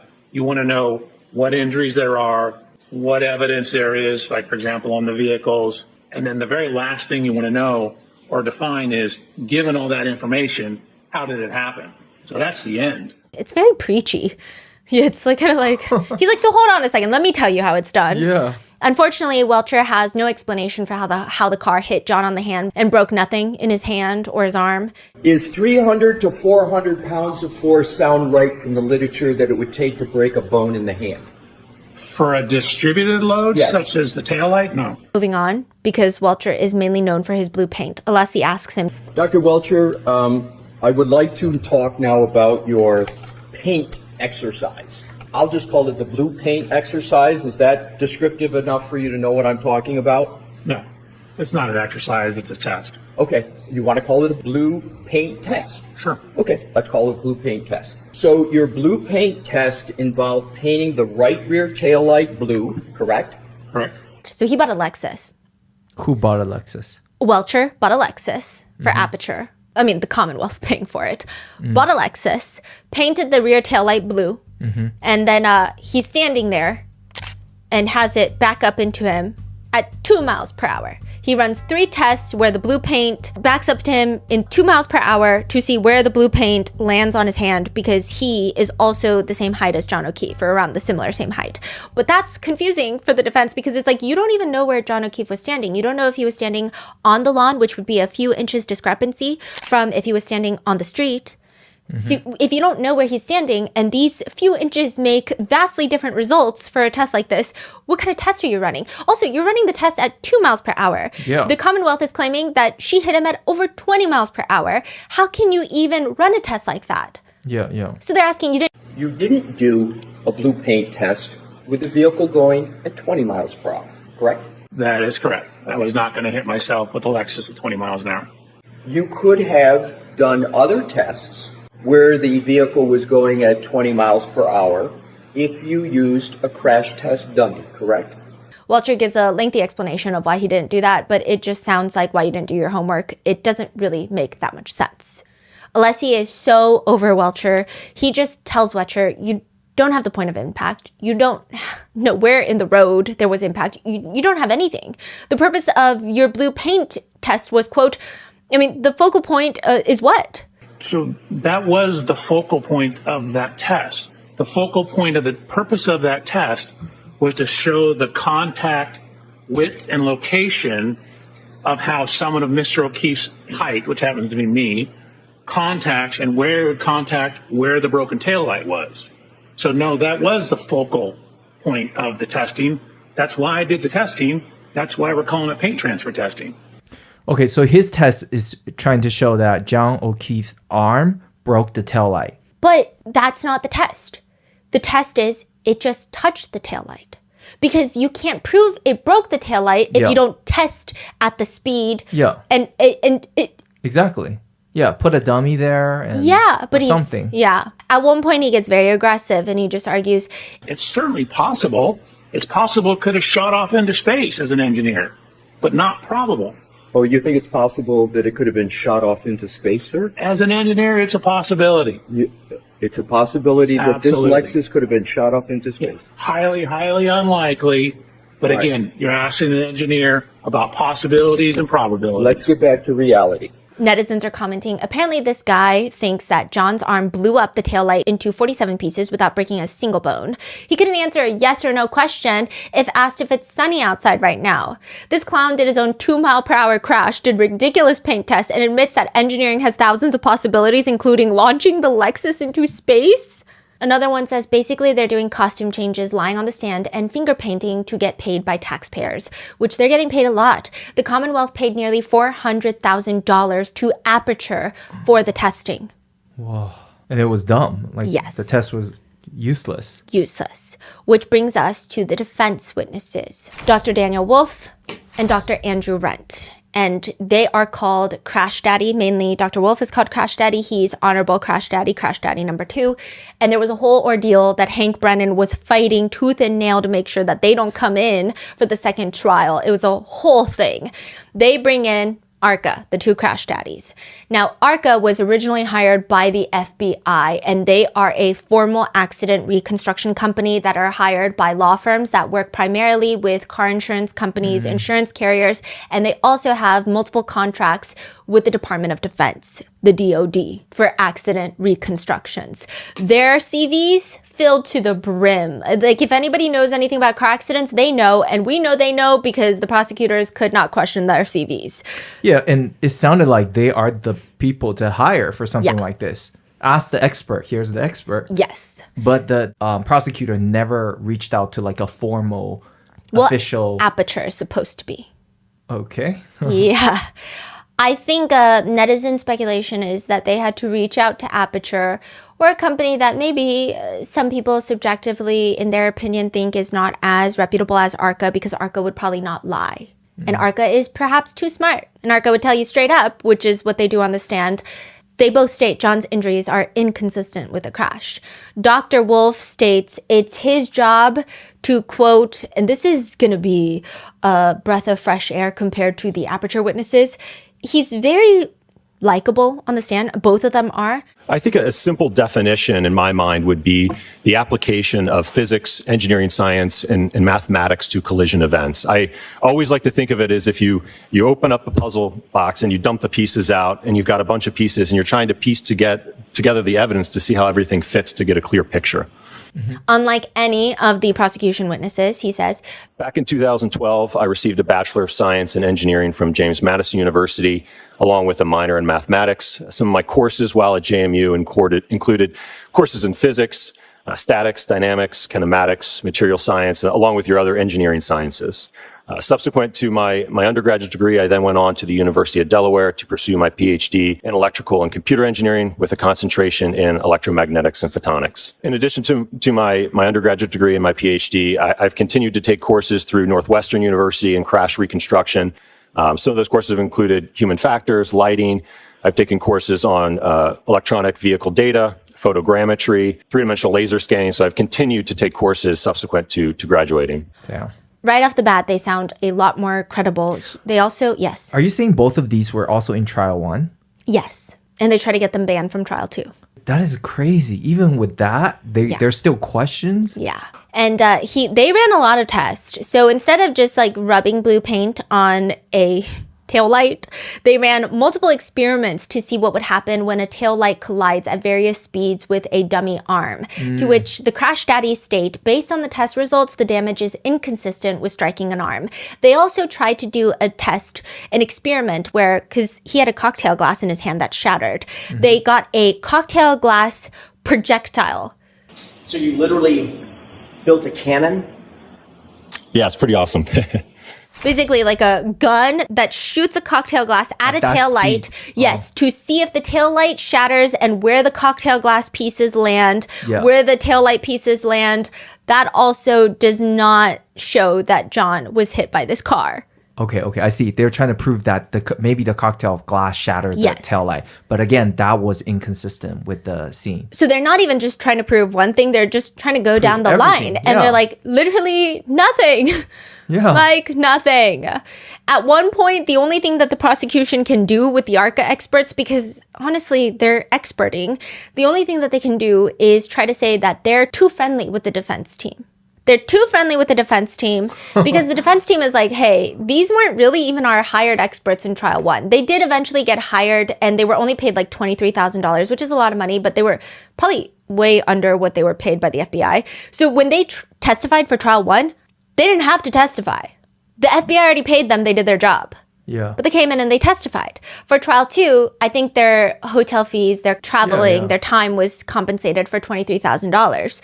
And he's making a whole big ordeal about it when he just paid Aperture $400,000. But he's just trying to say, you guys are too close. That's like the last thing he should be questioning right now. When you look at this whole map that everyone knows each other. And he's just also saying things like, so you call him Alan Jackson? Sounds like you guys are friendly. And Crash Daddy is like, what are you talking about? It's literally, I've become familiar with him over the years, so I call him Alan. And then I think he becomes a meme at this point because he says, what would you call me? And everyone's like, are you jealous of Crash Daddy? Like, what do you want him to call you? It seemed like people have been putting romantic music and like, what would you call me then? And he just says, probably Mr. Brennan. And everyone's just like, okay. And then at one point, Dr. Rent, Honorable Crash Daddy number 2, he throws shade at Aperture and he says, well, the blue paint test is the only test that he performed. And he referenced that test for his opinion that the position and lacerations are consistent with the taillight cover. So if that test was not intended to signify or demonstrate the orientation of the arm, that's the only test he did. So if it doesn't represent that, it's really meaningless in his analysis and conclusions. He's saying, what was the test for? I don't know what you did a test and it failed, so you have no answer. So what did you do that for? So why are you showing us this test? Exactly. Because this test means nothing. Yes. That's a stupid test. Yes. Which is how a lot of netizens feel. And they feel that Crash Daddy's dimples alone would have them believe them. And then the next problem is, if it's not caused by the arm, if we believe ARCA, then what could it be caused by? Now we bring up Chloe once more. The prosecution brings Terry Kuhn. She works for UC Davis at the veterinary genetics lab in the forensic unit. She's the DNA technical lead, and she's been doing this for 25 years. She had tested swabs sent in by the MSP and tested it for dog canine DNA, which it showed negative. But it did show positive for pig DNA, which she says could happen when you have pork or any sort of pig cold cuts or anything of that sort. So it doesn't necessarily say that he was at a pig farm or anything of that. But people thought it was very interesting that there's no dog DNA. But when the defense really gets into the nitty gritty of it all, they're asking her, do you know where the swabs came from? It was pulled from John's t-shirt that was laying on the hospital floor. So there's a lot of questions of that, and the defense is just saying just because there was no dog DNA does not mean anything. In fact, dog DNA should have been taken from the arm. Like any swab should have been taken from John O'Keefe's arm. And even then, if those are claw marks, it would have been very difficult to find dog DNA because usually you need saliva to indicate these animal DNA factors. The defense bring in their own witness, an older doctor by the name of Dr. Marie Russell. And I don't know why, but Auntie Bev has beef with her for no reason, because during a voir dire, so voir dire is not just jury selection, it could be like vetting of witnesses when the jury is not around. There's a voir dire of Dr. Marie Russell. And Auntie Bev is like, because it's a voir dire, I can ask questions. And everyone is like, I have never seen a judge ask questions. I mean, judges will sometimes ask questions when it's jury selection to make sure that everything is impartial, the jurors are all good, but this is weird. All right, so since this is a voir dire, I get to ask questions, doctor? So Oh, yes, I just have a couple of questions for you. I don't think I really heard you. So could you tell me again what your opinion is and to what degree you hold that opinion? Yes. Dr. Russell is very sharp. She is a professional dog bite expert. Her resume is as good as the ARCA experts. Residency at USC Level 1 Trauma Center, then forensic pathology residency at the LA County Coroner's Office. She has been studying dog bites for a very long time. She has probably seen maybe 1,000 dog bites, and she says, I believe that these injuries were sustained by an animal, possibly a large dog, because of the pattern of the injuries. Fascinating. yes. And a lot of people online say, hey guys, I'm not an expert, but I've been bitten by a dog. I've been clawed at by a dog. And look, also people say that there are rumors that Chloe was supposed to be a canine dog in training, but failed out of the academy. And canine dogs are trained to bite the arm, you know, when they have those marshmallow arms. So it's very interesting that it's only one arm and she's allegedly been on very strongly. The only rebuttal that the Commonwealth has to Dr. Russell's testimony is that bite analysis science is pseudoscience. I agree, but hold on. They're conflating two different things. Bite analysis science is pseudoscience when you look at bite indentations on like a person's arm. Let's say someone bit my arm. Yeah. And they take a picture of this and they bring up scans of people's teeth. And they say, does person 1 fit? Does person 2 fit? Does person 3 fit? It's person 3. Convict them. That is pseudoscience. It's very hard to identify the individual. But that's not what Dr. Marie Russell's doing. She's saying, I mean, you can kind of tell when it's a dog bite. I'm not saying which dog it is. I'm not saying which breed of dog it is. I'm just telling you, these are very consistent with what I have seen are dog bites because I study dog bites. Wow. Yeah, but they're saying, no, bite science is pseudoscience. And she's like, I'm not saying I'm going to tell you which dog, which breed of dog, but this is very weird. Yeah. People think it's so crazy that this is happening. So then just bring in Chloe, right, to examine her. Well, Defense Attorney Jackson says, I want access to that dog. I might want to measure its claws. I might want to measure its teeth. I might want to have a forensic veterinarian look at the dog, examine the dog. And then we find out that the Alberts got rid of the dog. Their family pet, they get rid of Chloe and rehome her in Vermont. Insane. The defense is saying that the Commonwealth never gave them any sort of information. They gave them some random vet form of a dog that's not even named Chloe on the vet forms of like random people from Vermont. And they're like, who are these people? We don't even know if that's Chloe. Who's to say that's Chloe? That could be a different German Shepherd. Who's to say the Brian Alberts don't find a different German Shepherd? And it's like, that's Chloe. See, the teeth don't match. See, everything doesn't match. Oh my gosh. So they ask the McAlberts why they got rid of Chloe, and they say that recently, right before they rehomed Chloe, it's not because of John O'Keefe, it's because Chloe bit another dog, and then the two owners of the dog, two women that were walking that dog, tried to stop Chloe, and Chloe attacked the two women. They ended up in the hospital. One of those two women later reached out to Vanity Fair and said, I was scared because after I got out of the hospital, I was reached out to by Kevin Albert, a Canton police officer who's asking me, how can we make this go away? Whoa. Allegedly. Whoa. But they rehomed the dog. I think this is one of those cases where I'm getting very confused because a lot of the information seems like it's not subjective. A lot of the digital forensic information of how long to die in the cold should not be subjective. The crash experts should not be subjective, but somehow everything has become subjective. Everything has become, will you believe this party or this party? But I thought digital forensics, physics were typically objective things in the court of law. So this case, and it's just she is found guilty of operating under the influence, but she does not get jail time. Instead, she receives a year of probation. And Karen says, I just want to say two things.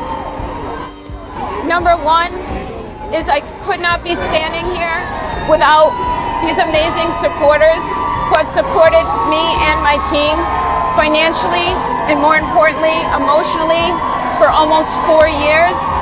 And the second thing I want to say is no one has fought harder for justice for John O'Keefe than I have and my team. Thank you. About the verdict, she says, at first there's grief, then it's anger. It's anger that outside sources, outside people can influence what happens in a courtroom and can impact the results of a pretty cut and dry case. Carrie Roberts has also released her own statement stating that she's confused why everyone hates her and her new best friend, Jen McCabe. She says, I don't know why they're making Jen McCabe a villain. All she did was answer the same phone call I did. Karen called her. She didn't call Karen. It's so stupid and bizarre. We put our asses on the line for 3.5 years, 2 trials to help the state of Massachusetts, and you're not going to help us when we're being harassed? It's not worth it to put my family through that ever again and not be protected at all. It's absolutely sick. The jury pool was completely tainted is all I can say. Yeah. Brian Albert and his family have released a statement of their own. Our hearts are with John and his entire O'Keefe family. They have suffered through so much and deserve better from the justice system. While we may have more to say in the future, today we mourn with John's family and lament the cruel reality that this prosecution was infected by lies and conspiracy theories spread by Karen Reed, her defense team, and some in the media. The result is a devastating miscarriage of justice. ATF Brian Higgins has remained quiet, except there are rumors and sources floating around the internet that he was seen drunk at a bar where he was telling a buddy of his, all I did was pull the dog off. We don't know if this is true. This could be completely a made-up lie. Brennan has made a statement after this case. He says, DA Michael Morrissey appointed me, giving me full discretion to independently assess this case and follow the evidence no matter where it led. After an independent and thorough review of all the evidence, I concluded that the evidence led to one person and one person only. Neither the closed federal investigation nor my independent review led me to identify any other possible suspect or person responsible for the death of John O'Keefe. The campaign of intimidation and abuse that has been waged, funded, and promoted in public and on social media is the antithesis of justice. If this type of conduct becomes commonplace, it will threaten the integrity of our judicial system, affecting both victims and criminally accused.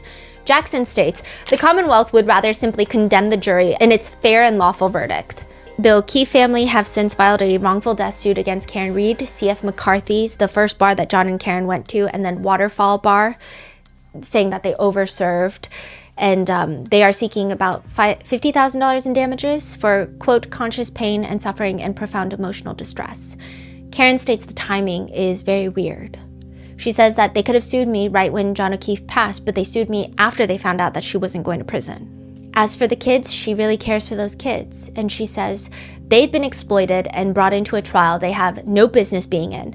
The hope for me is that one day one of them will grow up and dig into this case and be ambitious enough to say, I need to see everything. Jackson states about Karen and her criminal trials, make no mistake, it's not that the Commonwealth didn't prove that she's guilty. We proved that she's innocent. And the unfortunate thing is, it's caused a flood of people who probably are guilty that have Proctor and Lally have touched their case in some way that are trying very hard to get their cases thrown out now. Really? And it's just become a thing where a lot of people say, I mean, looking at the evidence in their cases, it doesn't seem like a Karen Reed situation where they've been framed or potentially there's not enough evidence. But there could be cases that they wrongfully... Oh, yes, of course. Yes, of course. But the two in question that are coming up often, it doesn't seem like that's the case. And I think that's where a lot of netizens are even more infuriated because it's not even just Karen Reed, but you're talking about so much impact that's going to be left. Because what? You can't do your job? Also, the fact that the Fed's case is closed has been up for debate. Some people think that's the Feds. They haven't responded personally. It's just Hank Brennan and the prosecution saying that the Fed's case is closed, but we don't really know. And one person that has worked with the Feds before, the DOJ, they say, you know, it could be that the Feds are sitting back and not saying anything because the case is closed and they're silently walking away, or they could be working on this case as we speak. You never really know. Yeah. Karen Reed says, even if it's closed, that hardly means anyone involved in murdering John or framing me was cleared of wrongdoing, but everyone should know which side of the case is celebrating the federal investigation supposedly being closed and which side isn't. I will tell you which side of this case is culpable and therefore worried about a possible federal indictment. That is true. Yeah. One juror that was on the second trial has come out to say that they hope the FBI is investigating because they want justice for John O'Keefe and they don't think Karen did it. They say that means we have at least one killer in town, a wolf in sheep's clothing. As a matter of fact, I think we might have a whole pack. Yes. And that is where I leave you with Karen Reed's final part 4. What are your thoughts on this case? I know there's a lot more that we could have dug into, but it just would have taken me 20 episodes.